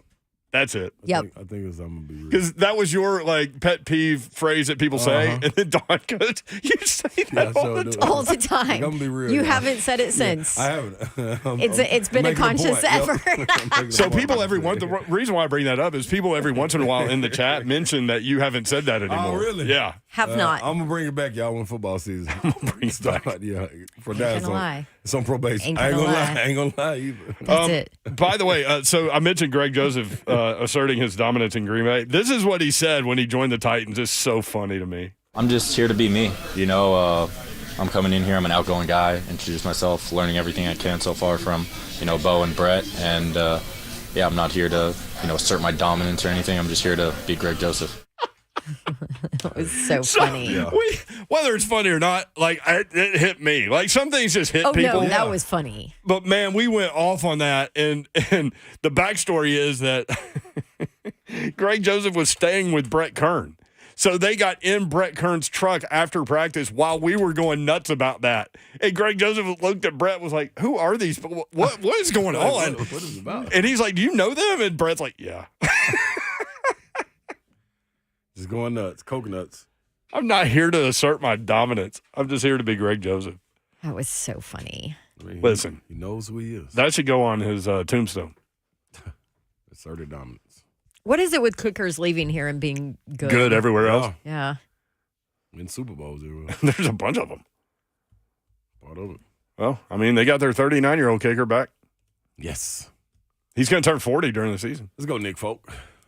That's old in football years. But guess what, though? Now you have to have a lot more precision instead of power. Maybe that's a good thing. Yeah, 3-4 more years. I hope he Nick can Folk. recover. I hope he's recovered. I need to go see Kellen Stem. Do you know what I saw? What'd you say? I saw that he was a judge in the Miss Tennessee USA pageant. Nick Folk was? How? Yes. How? I don't know. Now, wait a minute. Now, Folk, how you qualify for that? I don't know what qualifies him. Yeah, I don't need Is he like, married? Like, is his wife a former pageant person? No. I don't know. Yeah, let me look. I don't know. Look into it. What would But I was like, is this really him when I saw the list of judges? come And then on, I Nick looked at the Folk. picture. I'm like, that is him. What would qualify you or not qualify you? Like, what would exclude you? Because, like, my favorite story is Blaine going to be a judge for the Titans cheerleader thing. And he kept telling everybody, I'm looking for thick thighs. Like, he told everybody, God and their mom. I judged that competition once. You did? Yeah. I was harsh. Oh, shocker. And then I was also like, God, I wish I could move like that. Dang. Yeah. Blaine only did it 1 year, though. can't Yeah. see it. There's probably a reason. Yeah, Listen, thighs you got to give it to the hitman for telling everybody what he's going to do. You got to be honest. That's one of the qualifications. Here's my goal. This is what I'm looking for. You don't want me to do it? Tell me not to do it. So that's why you need like 10 different people. Yeah, well, That's there right. are. That's right. You need somebody like me who's going to be like You know what I mean? by the book. See? Then you need somebody like me that's going to be wild. Yep. Like, what kind of little wild move? I guess maybe that's why you need Wild moves. You're looking for the wild moves. Nick Folk to Yep. judge. He's your Even wild that. card. Hey, listen, maybe Nick Folk can dance. Who knows? Well, I mean, that Folk USA is not a dance. Oh, I went back to the Titans cheerleaders. Could he judge that too as the Titans kicker, or is that like HR He probably problem? he probably have the most time with him. He's over there practicing in their area. Ain't he in the net? He is in the He right by them. He's right by them, yeah. He's right by Figure them. out the That's kicker. true. Yeah, So, like, the guy that's not going to kick us while we're doing this, we need to figure out the most accurate one. Yeah. Got him. 615-737-1045. What? Go ahead. No, what? No, I was going to bring up my elephant in the room Yeah, you so was your about the Titans offense. Okay, hold on. Yes. Hold to that thought. Joseph in Smyrna. question.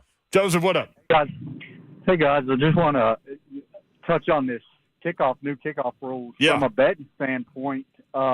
If you're looking for that one cut guy on the first anytime, like the first touchdown score, you bet that. That's money for Vegas. Also, from a fantasy standpoint, from a fantasy football standpoint, for people that are in, big money leagues, this is going to be huge.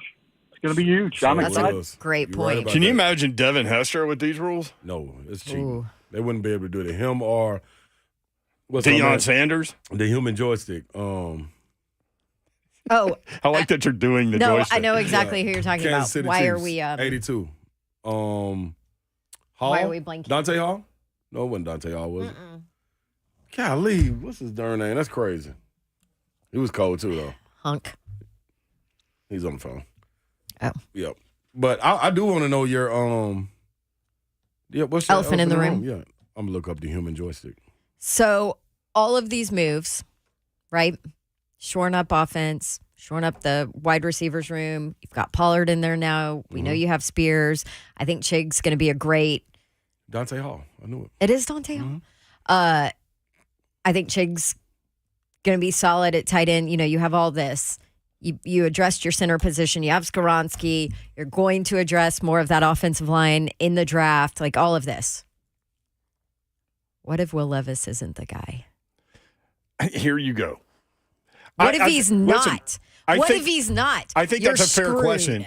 I think that's a fair question, but I think they're set up now to find out. Like, if you find out, you're drafting one next year. Yeah. You know what I mean? So I think Yeah, they're but in you're not going to be in a actually, you probably would be in a great place if he's position. not the guy to draft one. Yep. Dante Hall, yeah. I think you're in a good position with Will Levis though to find out this year, right? Like, because you're. Yeah. I mean, the win total is 5.5. Right. Yeah. Would you go over? I would go over, yes, I'm and I flying will. over. Like today, I'll find it and go over. Yes, bet it. Yeah. Mm-hmm. because you're counting on a lot of things for them to only win 5 games out of 17. Right. And see, I keep going back to national people think what she thinks, that Will Levis isn't that guy. And that I don't think that. Oh, I'm no, just saying sorry, that this you is said the that. elephant in the room. Right, I'm I sorry. think he is that guy. I just worry that he's a little too aggressive. But the talking heads, yeah. the talking heads were high on him. Remember when we was Radio Row and talking to people out there, like people are high on Will Levis. But the national with the mouthpiece people aren't. Oh, really? I didn't know that. Okay. I've talked to some people in the league that wonder about him. Mm-hmm. Yeah. I just think the arm talent. It's the decision making they wonder about. I don't even know, honestly. Like, no one gives you a real good answer. Right. They just, I don't know. I love how fearless he was as a rookie to go in there with that crap ass offensive line, right, knowing he's going to be a chalk outline and deliver the football and stand in there. And the arm talent is there. I think the leadership is there. The leadership is there. His teammates think he's a dog. Ask any of them. And so, like, I don't see it. I don't see it not working for him, but I think it's a fair question. I mean, he's a rookie going into year 2, Yeah. Well, I'm going to be real. I'm going to give the people what they want. I'm going to be real with you and let y'all know. Anybody that could have been back up behind that offensive line, they would have been garbage. Yes. Anybody. Like that line. But he wasn't, though. Right. So I don't understand why people would feel like he may not be that guy when you're running for your life and you're really playing on strictly adrenaline and just instinct. You're not playing with you can't play with a strategy because you don't know if your line going to block or not. You're running for your life when you snap the ball. I think he did, dude. And this coming from me. Now, I know he was Mr. Nathaniel. He was up for the award and won the award. You know what I mean? That's true. I forgot about your little take on him when he was at Like, Kentucky. no, dude. So he sold you. Dude, man, I'm going to tell you what, the Pittsburgh game did it for me, and then I went and rewatched the Pittsburgh game. That was it. There were that moment. We were watching it together. That's what I'm trying to tell you. And don't forget. All of us looked at each other and were like, oh. It was at least 3 moments with our mouth dropped. Yes. And it was cold outside. That. Right. Like, it was supposed to be warm. Like, mouth ain't supposed to be open. Man, hey, dog, it was for real. Yep. Like, we were looking at each other like, are we all watching the same thing? He could be that guy. And I'm going to go to the next one. Yep. Without Big Jeff being out there. And that O-line being what that O-line is. Going down and doing what you did against Miami. That showed me. You don't see flash. We've seen what flashes look like. This wasn't no flash in the pan to me. What we saw out of Will Levis this past year. 615-737-1045. What do you expect from Will Levis going into year 2? Also, didn't get to Callahan. We'll do that when we come back. 3HL 1045 The Zone.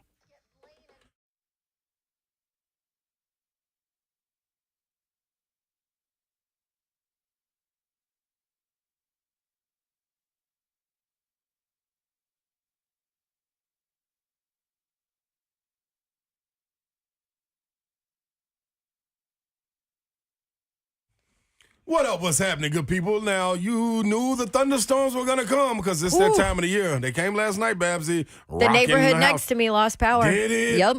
See, don't be alarmed, everyone. They're coming some more. And you can be ahead of it when your lights go out. Not going to be a problem for you because Cove Generators, they have you covered. Portable generators available as well. When you think about, yeah, I like that anyway. When you think about Generac home standby generators, always think Cove Generators because they're going to think about you. Babsy? Tink? Yes. How about you just call Cove Generators and get an estimate from them on your Generac home standby generator. Oh, and by the way, if you already have one and it's not working up to your standards or you don't trust it, Cove Generators can come in and fix it, and your technician, your project manager will stay with you. If you buy a new one for the duration of the ownership of your generator. And here's the deal. They have this system where they can monitor it and make sure it is ready to go whenever there's something possibly on the horizon that could knock out power. CoveGenerators.com. That's where you need to go. Call them 931-559-3311. That's CoveGenerators.com. Stay connected through it all. Gupton Dodge Chrysler Jeep Ram. That's where you need to get that next new vehicle.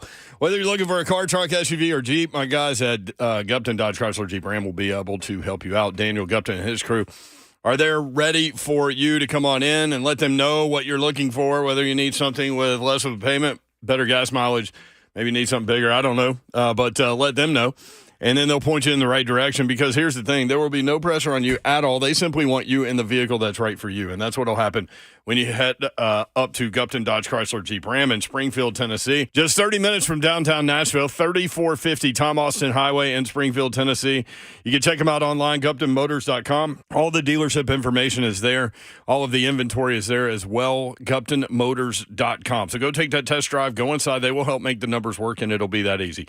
Best vehicle buying experience you will have ever had at Gupton Dodge Chrysler Jeep Ram. Again, 3450 Tom Austin Highway in Springfield, Tennessee, just 30 minutes from downtown Nashville. Go get your new vehicle, Gupton Dodge Chrysler Jeep Ram.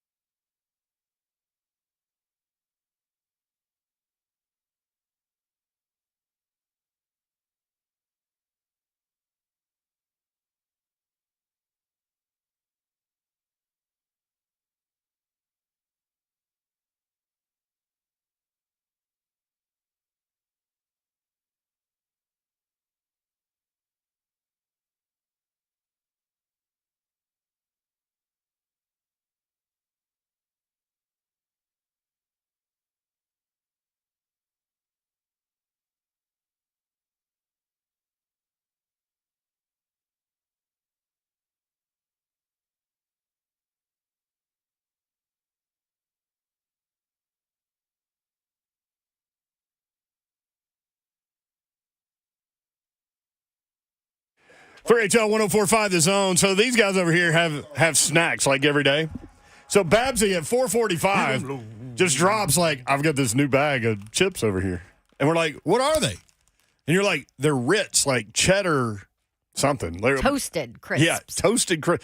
I'm like, anything with Ritz in it? Let me taste that thing. Yes. That's so phenomenal. So I tasted it, and I'm like, after Slay had said, I'm not interested because of the cheddar part of that. Yeah. Like, Ritz are good enough. Like, why do you have to add cheddar? Mm-hmm. And I go, man, these are awesome. And you go, okay, there you go. You're trying to oversell it. Yeah. I'm like, I'm not trying to sell anything. I don't care if you eat it or not. I'm just telling you they're awesome. Yeah. And so it's like, the cheddar part is kind of diffused a little bit. Mm-hmm. So you still, like, you taste more Ritz than cheddar. Very Then you did try one, and your opinion was? Please say what you said in the break. It's the Ritz. You can taste the Ritz, and it's almost like, what is the cheddar doing here? No, what you said was, I taste the Ritz and I want more Ritz. Yeah. Like, get out of here, cheddar. Yeah, what are you doing, cheddar? Get out of here, cheddar. Yeah, cheddar's Who let in the you wrong in? place. You're supposed to go next door where Doritos are. And my They're at response the wrong house. was, This is Ritz house. And then you come out with this Ritz- outlandish comment. Ritz are boring. And Slay and I reacted. Like, Yeah. what? Like bar- I are just you talking said, about? I'm coming after your family or No, something. look, you kinda Ritz. did. Listen, Ritz is like the penthouse of the Hell chip yeah, and cracker. Hell yeah, y'all. Hell yeah, y'all. If you go to somebody's house and they bust out the Ritz, you're What? like, damn it, you're doing it Man, right over you here. know what you're doing over here. Brown bag, brown roll, bring it out, lay it down on the table. Wait, Yeah, y'all, yeah. you guys. No, straight up, Babson. And you don't need anything on it. at all. Now, I know anything you people get is do. a plus. Yeah, that's Yeah. a plus. Tuna, peanut butter, all that little stuff, man. Even Hey, cheese. What? And I don't even eat cheese like that. But I would eat cheese with a Ritz. Hey, man. That was a hard take. That was like Mark Yeah, that telling was- you to kill your dog. Babs. You realize we just Dude, gave props to people Everybody's apologizing. like coming after Yeah, me man, for you don't this. play with Ritz like that, Babs. DHB says, Dawn, you take that back right now in all caps. I'm telling you, upset people out here on this beautiful day, Babson. Don't do that. Oh, y'all are crazy. No, man, listen. I'm going to tell you, listen. You were fine making your comments You about the was Ritz cool. toasted chips and You was stuff. cool. But when you said are Ritz are good. boring, You know what she could have went with? And What? this is for everybody to know out there. And everybody got grandmamas and stuff know this right here. When you get sick, they always got to give you the little chicken noodle soup and what? Saltine crackers. Tell you eat on them. Now, that's boring. I'll do it. though. Saltine crackers is boring, but I'll do it. I'll fade them. I'll mess them up. I'll let them get soggy and everything. But That's the when they're Ritz, good. Whoa, that is when they good. They sure will. Hey, but Ritz, man, plain James, it don't even matter. I put so many saltines in my soup. People are like, would you like some soup with those mashed up Ritz Man, you crackers? feel me? I mean, saltines. And don't bring no fake Ritz. If it ain't got no brown bag around it, no, nah, we don't want no. If it ain't got no brown wrapper, keep them. Yeah, the knockoff Ritz. Yeah, we don't even know what them are. Putting on the Ritz. This lady, did y'all hear her? I mean, just that blew me away. Wow. Out of all the takes Yeah, she ain't today. been on the road today, and then you come with that, Babsy? Screeching halt. Y'all are crazy. Baby Babs agrees with y'all though. DHB I says, know she loves them, I bet. DHB says it's 73 degrees outside, and she has takes like this. You feel me? Come on, man. Shoot. Trying to start a war in here, man. Man. Club crackers are fire too. Club crackers cold-blooded. They are, but like But I never they- even think to get them. Yeah, but because Ritz overpowers them. Club crackers is, oh, man, look, man. You can we ain't eat got no more Ritz, too. Yeah, we ain't got no more Ritz. Let's grab some club crackers. Those pretty good, too. What about Captain Wafers? I don't mess with them. Who was that? They're really good. I haven't had them. They're really bad Oh, for you're talking you. about those little packs you get at like a restaurant. Mm-hmm. Yeah, those are good. The little red, they got the red and white, like they in the, like the real slim joints like that. Okay. Got a point right there. Here we go. But you still got different tip penthouse. You walk in the penthouse, it's gonna be Ritz laid out. Go to second, you know what I mean? Down the level, you get the clubs. Like I you know said, what I mean? if you go to somebody's house and they lay out Ritz, like you said, you know they know how to get down. Yeah. You know what I mean? Yeah. Like you're doing it right over here. Yeah, you ain't lying. All right, Brian Callahan, I'm sure he loves Ritz. Y'all want to know how they got Calvin Ridley? He'll tell you. Ridley was a guy that we had conversations about. We were going to see where his market was, and as kind of days went by, we felt like that market was something that we were in the same ballpark as. And so as the days went on, we just kind of monitored it. And then one day, Rand came in and he had a thought about it and said, you know what? He goes, let's call Calvin's agent. Let's see where that's at. And it turns out that it was something that we could enter into. Because we had 2 or 3 other targets that were out there that we had allocated some money for. They ended up going other places, and all of a sudden we had more to offer. And that's the beauty of free agency. That's what makes it fun, is your ability to pivot and your ability to when you miss on something, to try to go do something else with it. And so that part allowed us to go after Calvin, and I think that we made a push in the process to go get him. That's really interesting. That they had more money allocated. God, he's open. He's so open. That was interesting. He's so open, but he kept pausing like he was thinking about what to say. But he's so maybe open. he shouldn't have said that. Yeah. But I love the backstory on the fact that they had this budget out there that they were going to kind of spread around. But as guys kept getting taken, they had more for one. Mm-hmm. Who were the other targets? I know, right? I think if you asked me, tell you. He might have told you. Y'all think Mike Evans would have been one? Maybe. Oh, I know that. Yeah. Mm-hmm. Yeah. He just wasn't going to leave. Yeah. Despite what he was saying. That makes sense, yeah. Yeah. Dang, I love that interesting. dude. That's wow. I love how he just kind of presented it like, Rand just came in and was like, hey, let's call Calvin's revisit this agent. thing. And I bet it went just like that too. That's so funny. Yeah. Instead of like these 2 receivers, let's call this guy. That was good. Let's get more from him. See how open he is about NWI and Kyle Phillips. Excited to see what Kyle can do. Obviously he's had the injury bugs hit him a little bit. I liked him coming out of college. I thought he had a chance to be a good slot style player. So I'm excited to see what he brings. And then Nick's earned his way. His journey has been impressive. What he's done and how he's done it. And there's value in guys that can go plug in places like he has. I've always liked his ability to run routes. I thought he's been a productive player. And so for those types of guys, we can find roles for. You know what I mean? And I think that it's a good group. I think we've made it a pretty robust receiver room that's got a lot of opportunities that are going to come their way, I think. I agree. Robust receiver room. And he didn't even talk about your guy. He already talked about him. He know he a key piece. I like how he talked about Kyle Phillips. I'd like to see what he can do because I can't find any film of him actually doing anything and being on the field. Listen, he had the 4 catches in the one game and then went right to the bench. Yeah, they stunted his growth. He's back. That's why. That could be. Yeah. There's something there. Hey, man. He did something to piss off Ray. Yeah. NWI. Nobody's talking about him. Man, he might have something in store for him. That dude there, right. hey. Let's do that. Let's talk like more his about route running. Let's talk more about that when we come back. If you want in, 615-737-1045. There are 2 lines open. If you're on hold, we will go to the phones when we come back. We'll also talk about Mike Tannenbaum with ESPN has a new mock draft. He does not have the Titans taking Joe Alt at 7. Who does he have taking the Titans taking at 7? We'll tell you when we come back. Also, I sent a birthday message to a friend of mine, Jennifer Pettis, and I wrote, happy birthday. I didn't notice I wrote it like this. Happy birthday. I hate that you're having a great day. And she goes, it should be hope. Yes. She goes, thank you. Reread your text. LOL. She goes, it was a great laugh. I hate that you're having a great day. Happy birthday. God, you're such a jerk. I know. Sorry, Jen. I appreciate you. Love you. We'll be right back. 3HL 1045 The Zone.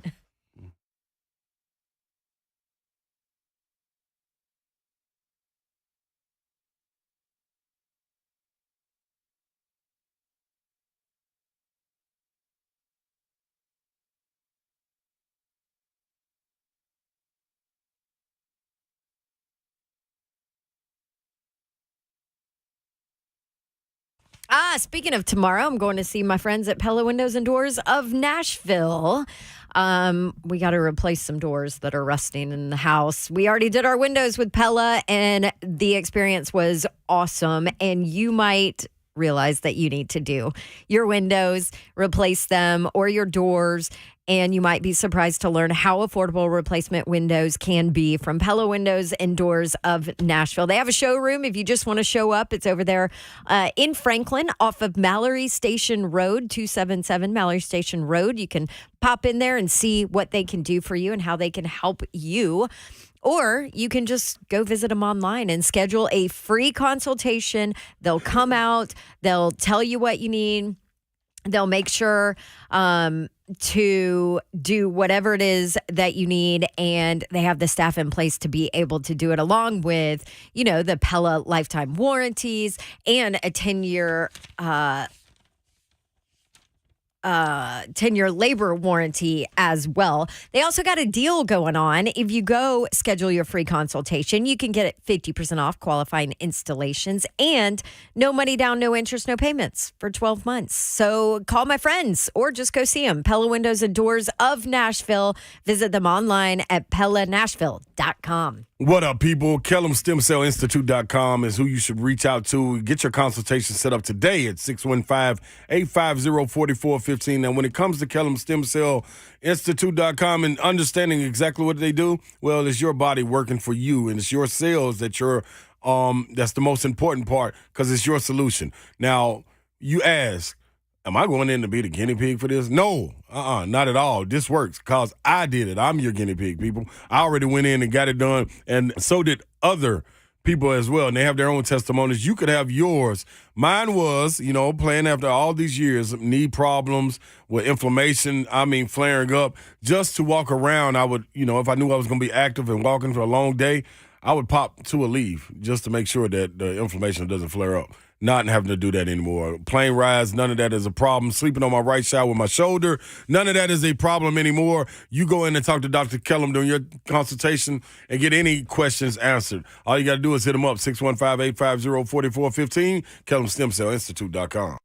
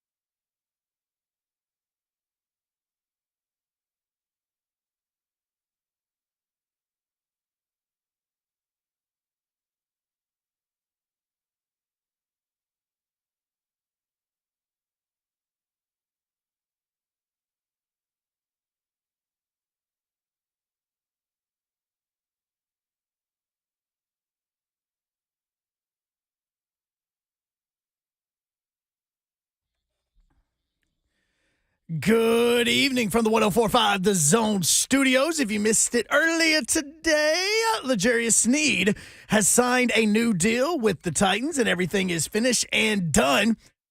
As the cornerback will get a 4-year, $76 million deal, as he is signed on the paper in the dotted line.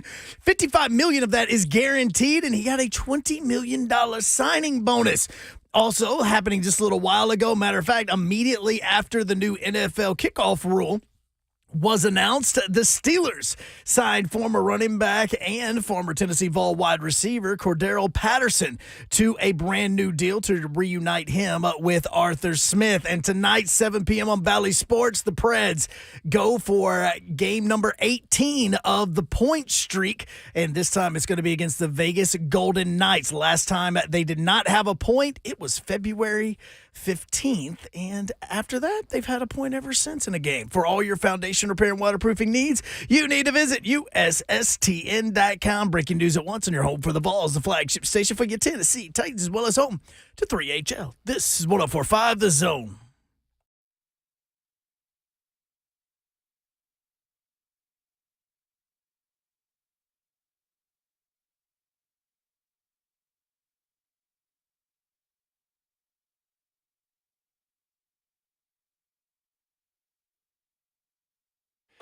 Tell 104.5 The Zone. What up? Beautiful day out there. Look at all the traffic on Division.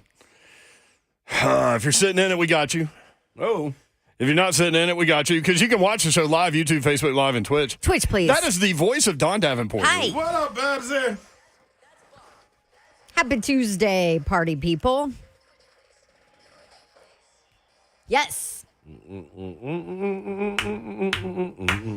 right, Pinwheel 2017 in the chat. Oh, that's our guy. Oh, Lord, that's Reese and Laura. Reese and Laura. I wonder if it is Reese and Laura, if it's just Reese. Oh yeah, it's Reese. I think he said he has the phone right now. He's unsupervised. Oh, that's trouble. Big Slay, he writes. That's his voice too. I had 2,000 extra in betting account, went a little crazy, and put $750 on Vols, Rocky Top. Dalton is due a crazy good game, and Creighton has no depth. Got to get them in foul trouble. That's a good assessment. Have a little breakdown of Creighton. You want to go ahead and do that? I don't know if the 750 was a good decision. Woo, that's a lot of money. That's a lot of money on one game. Way to go, Reese. That is a lot of money. That's a lot of trust in a team that has shot 23% in 2 of their last 3 games. A team that has won the last 2 games that matter, according to Calipari. It's true. By the way, he was meeting with Mitch Barnhart today. Any word on what's going on there? Nobody. They're going to give him one more year. I think, with that whole situation, it's what we said it would be all offseason last year leading into this season. If he doesn't win with this recruiting class that he brought in, his seat ought to be super hot, and that's where he is. That's what I think. You know? Yeah, his buyout's $34 million. Well, but didn't somebody say there is If somebody else signs it, but who's going to take that on? Yeah. No, but also in his contract there's somewhere starting in 2024, 2025 or something where he can move into an administrative role. At Kentucky? Mm-hmm. Oh. So one more year. Mm-hmm. Listen, For I was talking to a former $1 million a year or something. I was talking to a former All-SEC player that said he has never outcoached anyone in any game ever. I've heard a lot of people say that. So I was telling a friend that, and they go, "Who's your All-SEC friend that told you that?" Ron Slay. I said, "No." No. I said, "I don't know if he agrees or disagrees, but no." No. I think he is a good coach. I think it always benefits him having the best player when he's won. When he took Memphis to the national championship, the best player in the country was Derrick Rose. When he won the national championship with Kentucky, the best player in the country was AD. When he went on that Final Four run at UMass. And he had some others on that team. Yeah, the best player in the country was Marcus Camby. Think about all these guys. All these guys went #1 pick. Yeah. So I've asked Matt Jones that at Kentucky Sports Radio. Matt, and you ask him, who's the best player that's come through there? And he says Anthony Davis without hesitation. Yes, it's no question. Anybody that can affect the game on both ends and you don't even have to score on one end, what is going on with your little voice? You ran out of air. I was like, and I wasn't gonna breathe then. You either got to keep talking or breathe. I was just gonna go to exit on out. I was out of here. I'm cool. Whatever y'all got going, I'll see y'all later. Little baby voice. You know what he said yesterday? He did his coach's show yesterday. And you know what he said yesterday? He said, I got to rethink how we do this. He goes, I'm out here trying to beat 25, 26-year-old players with 18-year-olds. He goes, that's a thing. You mentioned that during the tournament. You mentioned it during the regular season. Exactly. Like it's different world now. It is, man. The transfer portal, it allows guys to come back. And with NIL, you don't have to bounce. That was the one and done was in. College basketball all of a sudden got younger. NBA got younger. You move all the old heads out. Nobody had anywhere to go. Now you got NIL. And now instead of going that G League route or thinking about going overseas, all of a sudden you're like, oh, man, college seems pretty good. Let me go back to college. Now you're a junior and you debating, man, do I want to go overseas or do I want to go back to college? I'm going back to college. And if I redshirted, I'm going back to college again. So it ain't no longer playing against 18, 19-year-olds. No, and it's like good players that are doing it too, like Auburn guard KD Johnson entering the transfer portal. Is he? Yep. I don't think you can be surprised anymore. You know what I mean? Yeah, and it's a different – Mitchie Johnson from South Carolina has entered the portal. Mm-hmm. Like this is – I think in so many of these cases, it's going to be buyer's remorse. They're trying to see what their value is worth. I think that's what that is. It's what you're leaving behind, especially somebody that's invested that much time. KD Johnson and Mitchie Johnson, you're leaving behind a legacy, man, that could be stamped and it's going to be priceless when your playing career is over. They clearly don't have people telling them that because they're searching for the dollar. That's a lot of Johnson. That is tough, man. Creighton scouting report from Rick Barnes on vol calls. He compared Creighton to Bama. Shots at the rim and behind the line, very few mid-range jumpers. You see that? Yeah. From them? He said they defend well without fouling. They have to because they play 7 players. Right. Barnes said they're obviously an analytical team, and this from Grant Ramey in terms of those numbers. In terms of point distribution, Creighton is ranked by Ken Pom number 11 in the country at the three-point line and number 326 in two-pointers. So you got to be careful with this if you're Creighton because it could be you can get blown out. Yeah, it'd be feast or famine because you give up something. Yeah. You know what I mean? Playing the numbers. And like what Babsy just said in these last 2 out of 3 games, they're not shooting the 3 well. So I could see them going under the screens or playing drop coverage with the big man and allowing you to get that three-pointer, and it's almost baiting you. You miss a couple, and you fall in that hole of, man, the next one going to fall, the next one going to fall. They getting the shots they want. They could blow you out, or you could get the socks blown off of you, and you don't have enough depth to start pressing and get back into the game if you're Creighton. That's why Creighton better be careful with that defense. They better choose wisely on what they're choosing. So defensively, they are number 6 in three-point attempts allowed, but they're number 53 in defensive three-point percentage allowed. Does that mean they're going underneath screens? Yeah, I think and then if they're not going under these screens, they're chasing over the top, getting hung up. So you got the screener for Tennessee needs to do a good job of making contact before rolling because the big that will be guarding the guard coming off the screen will be dropped around the free throw line, allowing you to be able to get that mid-range shot off. It's just the big man defensively is just supposed to hold until the guard recovers. Then it goes back to his That's man. A good point. Barnes said they like to go like on the 2. They'll go 2-on-2 with you on offense. And so you can get the 3. Yeah. Or you can take a couple dribbles and get the mid-range shot, but do not go to the hole because they've got their center down there who does not move. He's 7 foot. He doesn't move. Good time and everything. So it'd be hard to get to the rim. Let me ask you this. It's going to be interesting. On the games that Dalton Connect has struggled, what have the teams done defensively? Physicality, being able to get up in them and ride them. And then in the SEC, and in the last game versus Texas, it was either the dribble pull up for 3, spot 3s, or get all the way to the cup. I think he needs to go back to getting to his mid-range where he was raising up over guys. And That getting to little a elbow spot. shot. It was money, and he kind of went away from that a little bit. That gets him going, too. yeah, That it shot does. gets him going. Sometimes when you see a guy that's struggling, he gets to go to the free throw line and see a couple go in. His is that mid-range jumper, I think. So if he gets back to doing that, I think it works well. I thought something that really worked well also in that Texas game, and they didn't go to it enough, was the 1-5 pick and roll. Zakai Ziegler and Jonas Adu on the pick and roll, especially if they're playing a 2-on-2 style.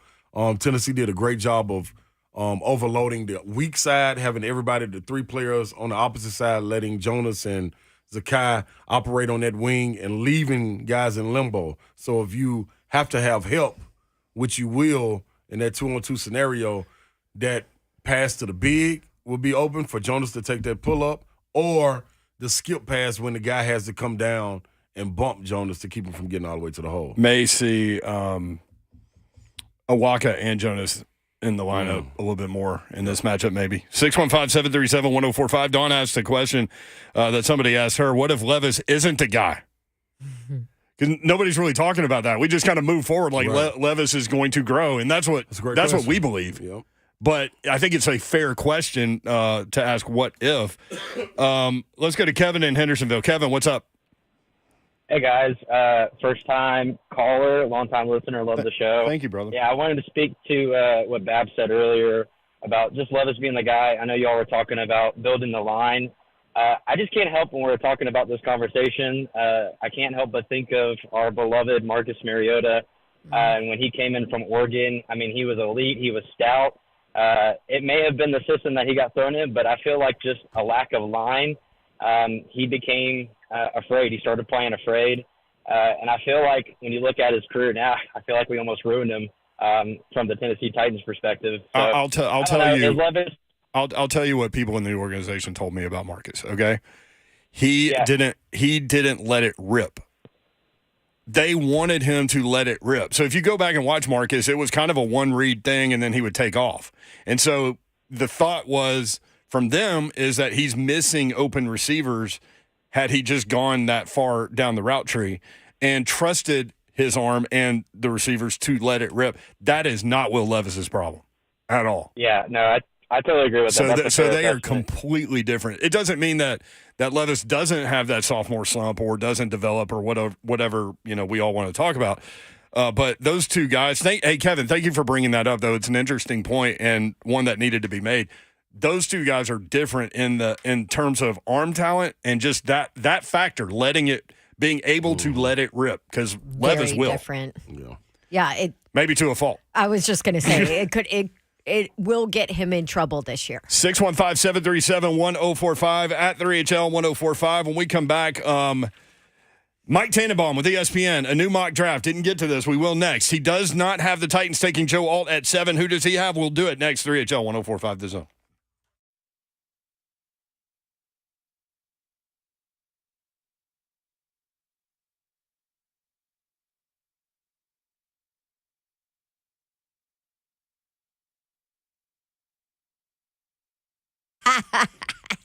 I was talking about the offensive line, wasn't I?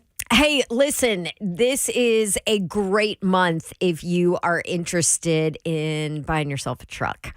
And the people you need to call, Two Rivers Ford. It's truck month, and a Ford truck is what you want. I'm actually looking at them right now because it's truck month, and I think maybe I might want a truck. They have financing rates as low as 1.9%. They have no payments for 90 days. They have bonus cash offers, and all of this, of course, on top of the fact that Two Rivers Ford's low prices are always below MSRP. In fact, way below MSRP.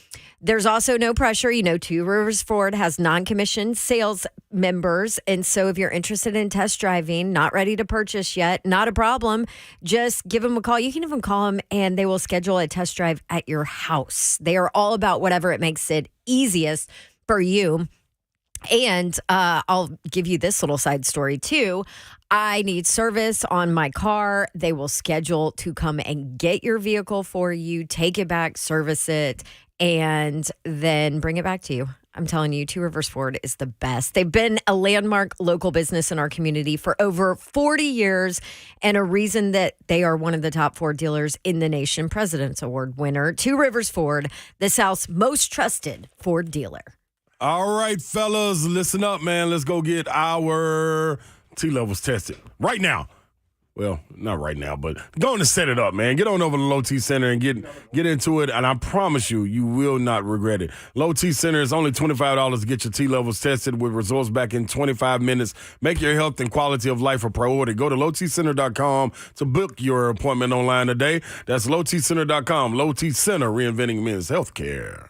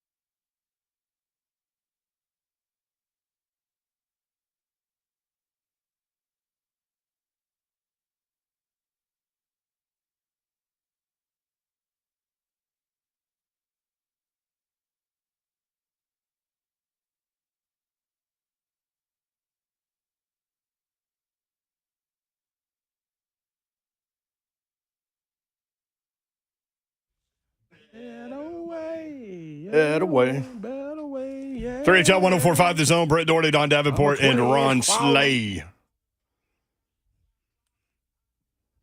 That's a classic right there. Mm-hmm. That's a good one. Mm-hmm. Hunk pulls them sometimes. Yes, he does. It may be, and I may have had to say no to Tupac Tuesday for a day, just maybe because I forgot it. But still, it's at least I threw some good Slay stuff and I in. both said it at the same time. I think it's because you play the same Tupac song at the end of every Tuesday. Yeah, I do. At the end every Tuesday, I play one particular song, but I totally forgot it today. 100%. I was about 3 or 4 segments in. I went, it went this long. Listen to you. Chicago Bears going to go ahead and give Caleb Williams a key card to the building in his own locker stall, per the Chicago Tribune. Wow, can they do that? I didn't know. How awkward is that going to be if they just get a trade? It's just too good to be true. It's from the Chicago Tribune, though. What? No. There's no way he could be at the facility, Can't right? do that. You can't do that. No. You can't. No. The story says they want Caleb to start building relationships with coaches and players as soon as possible. There's no way. That's not allowed. No, you can't do that. The Bears are just out there fooling. You can't do. You can't. You got guys. Yeah, all right, everyone. Bears are tripping. Settle in, everybody. We're going to give it to you, but it won't be activated until after the pick is made. Yeah, but if you happen to go to the door and it works. Man, I was with someone where their key card didn't work, and I had to go get them. See. And they were fired? And I was like, somebody in management was like, oh, crap. Oh, my gosh. That was not here, by the way. No, it was not here. I It was remember not you here. telling me this story. Because remember, my it's a key tough card story. didn't work, and I was like, did somebody forget to tell me something? Hey, did y'all know that they're doing 3-on-3 basketball in the Paris Olympics? I heard. Yes. I didn't know who was involved in it, but yes. But who's playing? Jimmer? Listen to her. I like when you own it like this, Babs. Yeah. Thanks for giving back. You didn't know that they were going to hand out more than 300,000 condoms at the Paris Olympics, but you knew Jimmer. I did not. But I knew Jimmer Fredette was The Jimmer. doing 3-on-3. Yeah, here are the players. So evidently they did this in the World Games, and they won the silver medal. Hey. They should have won gold. This is like, did y'all used to play Hoop It Up? You know nothing about Yeah, it. Hoop it up. Heck yeah. But you're so competitive, they should have won gold. Absolutely. You would have said that about any sport I brought up. Badminton, Yes. Correct. chess, Yeah. ping pong. We're the USA. We should win all gold. You ain't beating I agree China with in ping pong. Have you seen those guys? Yeah, they're phenomenal. It's like hitting it against a wall. It's like Will Levis against Trevor Lawrence in ping pong. Well, he took him. He dominated From what I him. heard about that, like Trevor got to the point where he didn't want any. No, he didn't. He looked like Soft. soft. That's it. He looked soft. At ping pong. Be embarrassed if I were his teammates All right. putting that out there. Here are the players. Canyon Barry, son of Rick Barry, played in the G League and overseas. He is a 3-on-3 specialist. Who?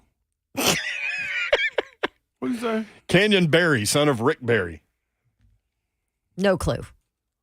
I know his dad and them, but His dad and him. dad, But he's granddad, listed. He's brother, listed as a uncle. quote 3-on-3 Yeah, specialist. specialist. Like what? Like what's so special? Like what do you know? Angles and three. Like what? What's up? Come on, man. What's so special? Yeah, come on. Don't do me like that. Don't do me like that. Former NBA player Jimmer Fredette, as she said. He Let it played 2 fly. years in China. He'll let it fly. He's hilarious. He can shoot. He does like ball handling trick shot stuff now, right? Kareem Maddox played at Princeton and several years overseas. How do you people get invited to this? If you don't know him, I'm worried about our chances to win gold, as No, Don Jimmer- is Jimmer, demanded. I I don't know know who's gonna stop Jimmer. him. Yeah, I Yeah. know Jimmer. But There's one more. Dylan Travis won a Division II national championship at Florida Southern.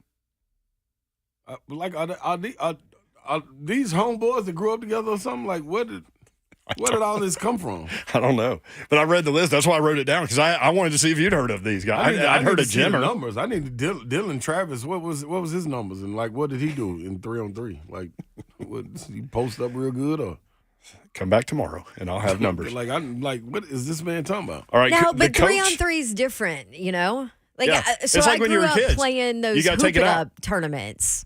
3-on-3. Yeah. It's 1s and 2s. Yeah. So you got to take it out past the 2-point line on any Right. turnover or rebound. Yeah. I don't know if it has to hit the rim like when we were kids. Yeah, definitely got to hit the rim. It better. Because if it didn't hit the rim, put it right back up. Right back up. Dylan Travis, 2015 through 2016, he averaged 21.5 points per game. The season before that, he only averaged 11. At Florida Southern. And he's played pro? He shot 342 from behind the three-point line and 401 his senior year. Yeah, but what about his 40% pro deal? I'll get that for you just a second. I had to go to Florida Southern's website, and that thing looks like it's 1998. All right, it probably is there. Coach, the coach of the team is Joe Lewandowski. Come on, man. What are y'all setting us up for? Failure, barely. Or Jimmer to score every point. So it's a 10-minute game or the first to 21. 2s and 1s. And 12-second shot clock. That's pretty cool. 3 on 3. Just letting y'all know, Dylan Travis does not have a Wikipedia page or a basketball reference page. So I'm not saying that's not the criteria here. Come on, man. Hey, USA, who in charge of this, dog?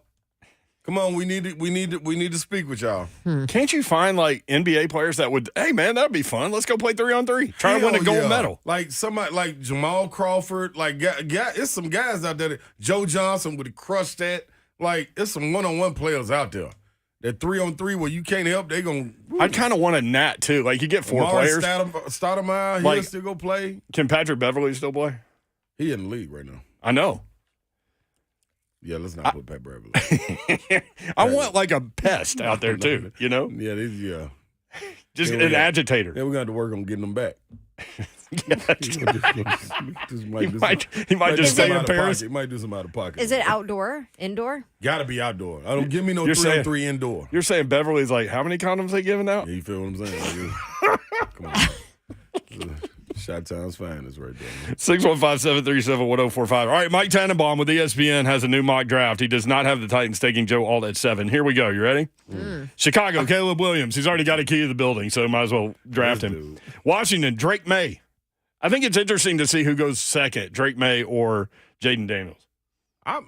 This Jaden Daniels blasphemy that I'm hearing after. Every time I get sold on somebody try to break me down.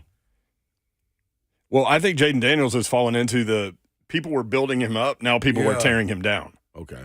You know what I mean? Like a lot of people like to build you up and then tear you down. And then build you back up again. There you go. You're right. So New England, Jaden Daniels.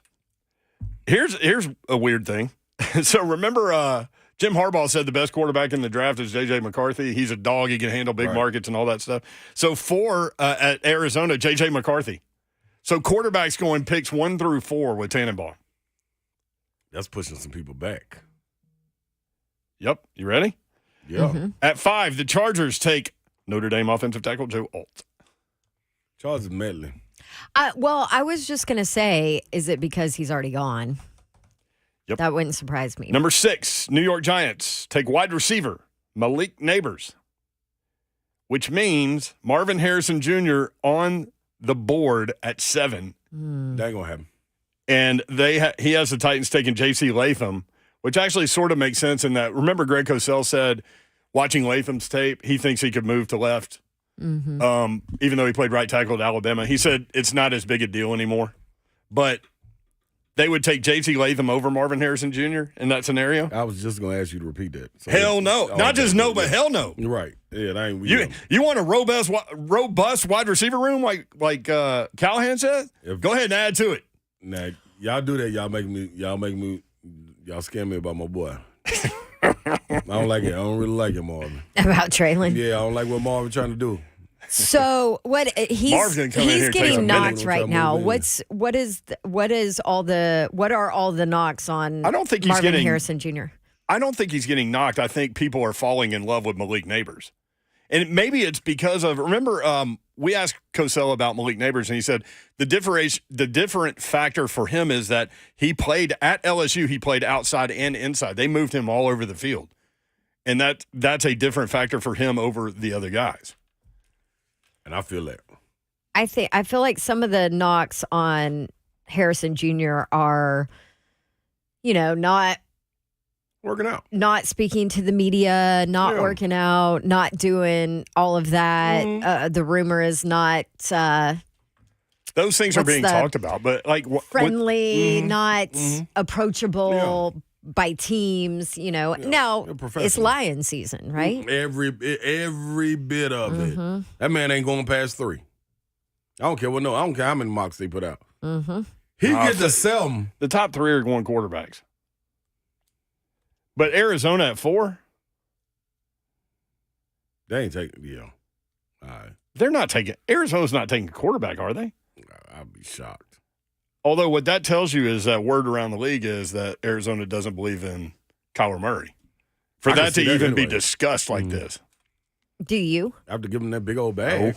I don't either. Well, he has a wallet that says somebody got to believe in him over there. When you said wallet, I immediately turned to Samuel Jackson and Pulp Fiction. I'm telling you, something like Jules. Yeah. It's a wallet in there. Which wallet is yours? The one that says bad mother? Yeah. That's what Kyler Murray saying. The one that's full. That's my wallet. The one that's full. Yeah. My pot overflows. Yeah, I ain't going nowhere. Yeah, I love to see. Man, if Marvin Harrison is right there, ladies and gentlemen. You can't pass that, right? Look out. No. I don't know. I still would think about it because, like I keep saying, if your quarterback's dead, he ain't hitting anybody. Yeah, not Marvin Harrison. We just everybody gonna have to die on this one then because we got to go get Marvin. You can't go for a sure. This is a for sure. Then you've got Cincinnati's thing. Yeah. With the 3 receiver thing. But as we went through specifically on this show. Yes, we did. And I pointed out Cincinnati's offensive line was not as bad as the Titans last year. Yeah. They were bad. They weren't as bad as the Titans. Well, it's hard to be as bad. But I know. That's my whole point. So you don't have the luxury of making that decision. Hunk, didn't you find like the Titans were 31st in the NFL in terms of offense? Like, who was worse than them? Probably the Jets. Yeah, maybe. They like to get quarterbacks hurt too. But isn't that the thing? So shouldn't everybody be pushed down? They like to get quarterbacks hurt too. They do. Shouldn't everybody be pushed down? That was low-key really funny.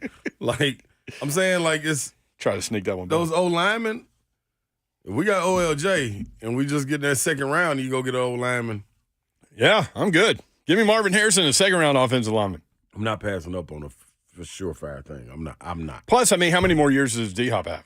That's another thing. Traylon got 2 tops. Traylon 2 got tops. 12. Yeah. Traylon's got 12. You and Traylon. Fresh. Did y'all go to a barbecue together or something? This is my dog, man. I'm pulling for him, man.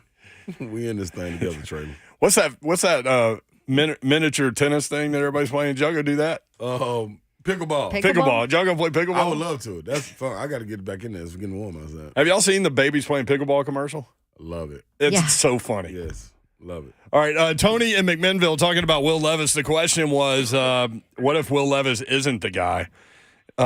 Tony, what's up? Hey, what's going on, y'all? Yo. I'm gonna start this off by saying O-line no matter what. That's what Babs has written on a piece of paper in front of her. I can respect that. Sure do. Oh yeah. Let's set this up. We got plenty of weapons for Will now. We got rid of 50 Cent or Tim Kelly because you could only get 2 quarters out of him. We've got OLJ. So I love how you just blow by that joke. That was a really good joke. That was good. Right there. I like it. It's pretty good, Tony. You just keep rolling, but that was a good joke. I've been holding on to that one. So Will Levis ran for his life in Kentucky. Yeah. Will Levis ran for his life in Tennessee. Mm-hmm. Is that going to affect him if he actually has time and plenty of weapons? Is that going to affect his decision making? He needs to be running for his life to be impactful. Is that where you're going, Tony? It's a legit question. What he's used to. Yeah. Well, I mean, it really is a fair question. This is going to be offensive coordinator number 4 for him in 4 years, right? Yep. Yeah. So I don't know. Good joke, Tony. Appreciate you. I out there in MC Minville. It's fair. If he has time to think too much, does it make him a different quarterback? Yeah, I really don't need him thinking. Just react, dude, and just let play. Let it rip. Seriously, it's totally. We're laughing about it. It's a fair question. Fair question. Lots of fair questions surrounding Shohei Ohtani. Did you see from Joe Pompliano? There you go. Shohei Ohtani, Dodgers stud pitcher and hitter. His presser avoided 2 questions, he said.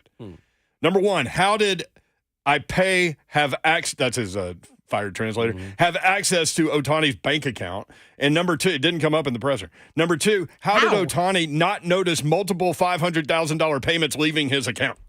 I mean, when you make $800 million. That one I could see. He said, need to know the answers to these questions, right? Question mark.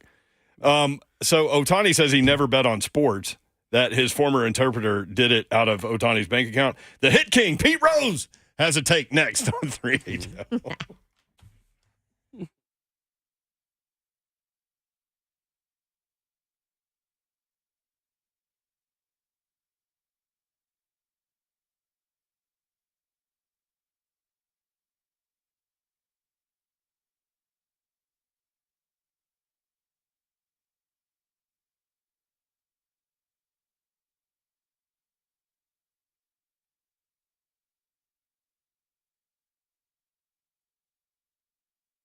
Gupton Dodge Chrysler Jeep Ram. That's where you need to get that next new vehicle. Whether you're looking for a car, truck, SUV, or Jeep, my guys at Gupton Dodge Chrysler Jeep Ram will be able to help you out. Daniel Gupton and his crew are there ready for you to come on in and let them know what you're looking for, whether you need something with less of a payment, better gas mileage, maybe need something bigger. I don't know, but let them know. And then they'll point you in the right direction, because here's the thing. There will be no pressure on you at all. They simply want you in the vehicle that's right for you. And that's what will happen when you head up to Gupton Dodge Chrysler Jeep Ram in Springfield, Tennessee. Just 30 minutes from downtown Nashville, 3450 Tom Austin Highway in Springfield, Tennessee. You can check them out online, GuptonMotors.com. All the dealership information is there. All of the inventory is there as well, GuptonMotors.com. So go take that test drive. Go inside. They will help make the numbers work, and it'll be that easy. Best vehicle buying experience you will have ever had at Gupton Dodge Chrysler Jeep Ram. Again, 3450 Tom Austin Highway in Springfield, Tennessee, just 30 minutes from downtown Nashville. Go get your new vehicle, Gupton Dodge Chrysler Jeep Ram. Okay, I'll tell you what I won't fight about, my new outdoor lighting from Outdoor Lighting Perspectives of Nashville. I got home super late last night, and luckily, I felt safer because my driveway was completely lit up, because I had Outdoor Lighting Perspectives of Nashville come out, and they did landscape lighting in our backyard.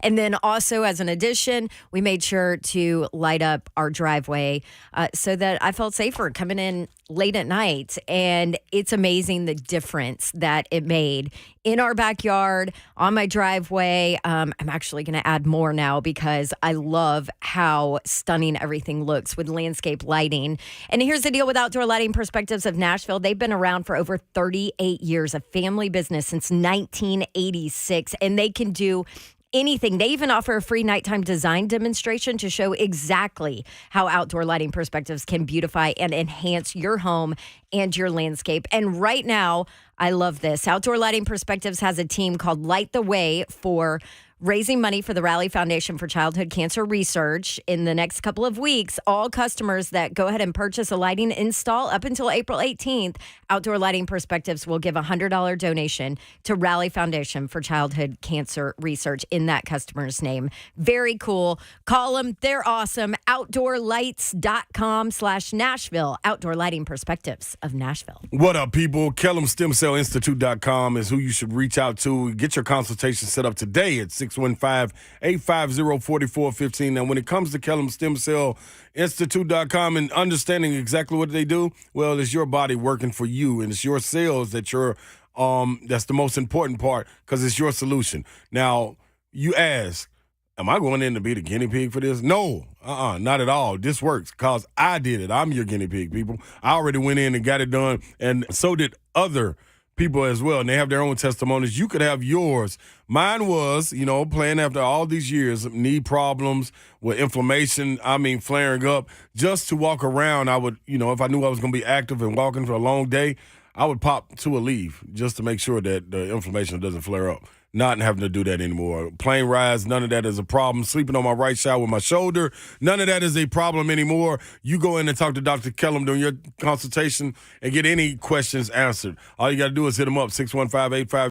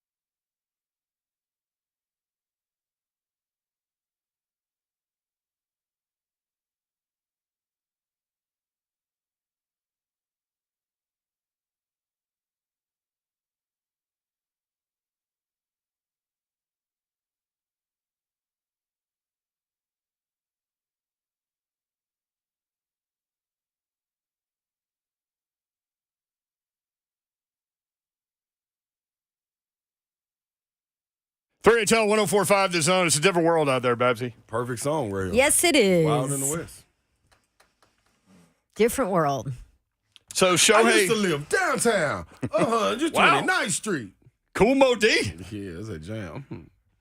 You had it going. I love that song. You went all in on that. I love that song. You projected your voice and everything. I'm trying to listen to it on the way home. Cool Mo D. Yep. Thanks, Hunk. No problem, Bob.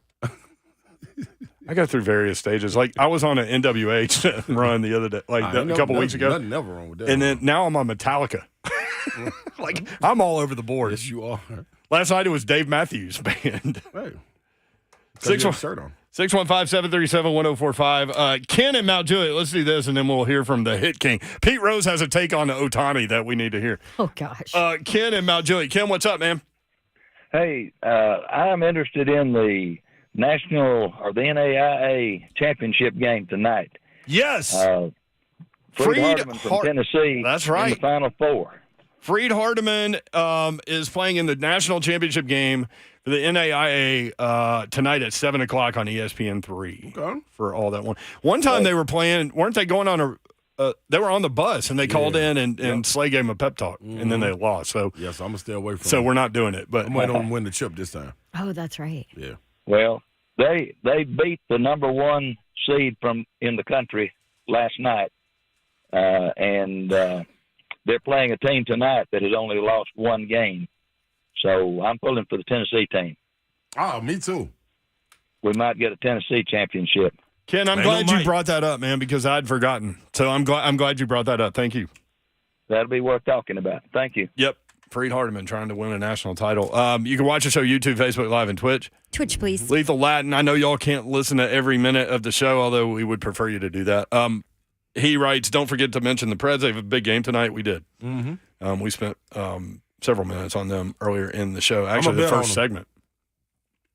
You are? They haven't lost in regulation since February 15th. 6 weeks. Let me see what do. Let's just make sure Slay doesn't try to give him a pep talk. Yeah, I'm going to give him a So Trevecca, Freed Hardman, and don't do it to the Preds. Oh, it was Trevecca. That's right. Oh, wait, Joe. Okay, so it was Trevecca you gave the pep talk Yes, to. that's Okay, because right. I remember It was Trevecca. It was Trevecca. I thought you may have done it to Freed Hardman, too. No, we'll stay away from that. No, we need you to stay away. Just let them, tell them to let it fly. Let it fly, boys. Anyway, yeah. So you're going to bet on the Preds tonight? I'm about to see what the odds are right now. All right. Shohei Ohtani said he never bet on sports. His former interpreter did it out of Ohtani's bank account. The Hit King, Pete Rose, banned from the sport for gambling, had a take. And this is Matt Thrasher leading Pete Rose into these comments. Check it. Hey, guys. Matt Thrasher here, enjoying some March Madness with my great friend Pete Rose. And we were talking about the current goings-on in baseball right now, and Pete wanted to mention something. Well, back in the 70s and 80s, I wish I'd have had an interpreter. I'd be scot-free. There you have it from the Hit King. Oh, my gosh, that was it. There you have it. There you have it. I should have had an interpreter. What did I say right when that story came out? I was like, how convenient. Yep. Yeah. I mean, he's the best player in the sport. had the greatest season since Babe Ruth last year. Except on the games that big money was bet on. Boy, don't you want to know? No, somebody did. Oh, somebody found that out? Yes. Well, then he can't. Listen, Ohtani, stop. Mm-hmm. They found out what? Somebody, I guess, found out he was betting. There was a leak of which games the big money was bet on, or I guess you can find that out. And he didn't play well. They went against it. But Pete used to say that too. Like, I never bet on my team to lose. Yeah, but what about the days you didn't bet on them? I mean, that's the same thing. Mm-hmm. Stay away. What are you doing? About to bet on Nashville -1.5. The Preds. I'm trying to parlay it though. What rule changes need to happen? Like, they've put in like the kickoff thing and the hip drag thing, which I think is bunk, Babs. Yes, it's bunk. I was thinking, like, what if you did points for defense? Like, give a point for a sack. No. Like, it's 13-10. Stop. But you get 2 sacks, and it's suddenly 13-12. Now you're just trying to make it a joke. point No, for a what turnover. they need to do It already is a joke. is the pure transparency with officiating. That's what they need to do. I like the eye and the ref in the sky idea that the game XFL is so was fast. doing. They're human. They can't handle it on the field all by themselves. But I love the fact that you can listen in the XFL. You can listen to the officials talking in the replay booth. They put it out there to where you can hear what they're looking at or what's going on. I mean, that transparency I would love to see in the NFL. Jen says, I work at Fisk. We played Freed Hardeman this year. They're really good. I hope they win it all. There you go. Man, shout out to Fisk girls, man. I got to find out, did they win? David said Brent's Spotify DJ just says, nope. Oh, it's all over the place. William, thank you, 104.5 The Zone, for being my Titans sports update people. Hey, I'm going to put a bet in. What you got? Winnipeg, plus 1.5. Preds, minus 1.5. Is this a parlay? Yep. And Rangers. What? Money line. All right. He just sitting over there, just bets on 3 hockey He games. hasn't watched 2 of those teams. When's the last hockey game you watched? It's been a minute. What's up next, Hunt? That'd be the 3HL after party. What's coming up tomorrow, Hunt? That'd be the 3HL after party. No. Oh, you meant before that? Oh, you Tomorrow. got Jim Wyatt. You got No, that Todd was today. Furman. You don't have Jim Wyatt. You have Todd Furman and Coach Mack. There you go. Put him on the spot. I just put all those up on the podcast because some of mine's on that. And lots of frivolity and hijinks. That's what happens here on 3HL. Hey, we love y'all. Be safe tonight, and we'll check you tomorrow. Listen to The Zone all damn day. Good night. God bless. See ya. Wouldn't want to be.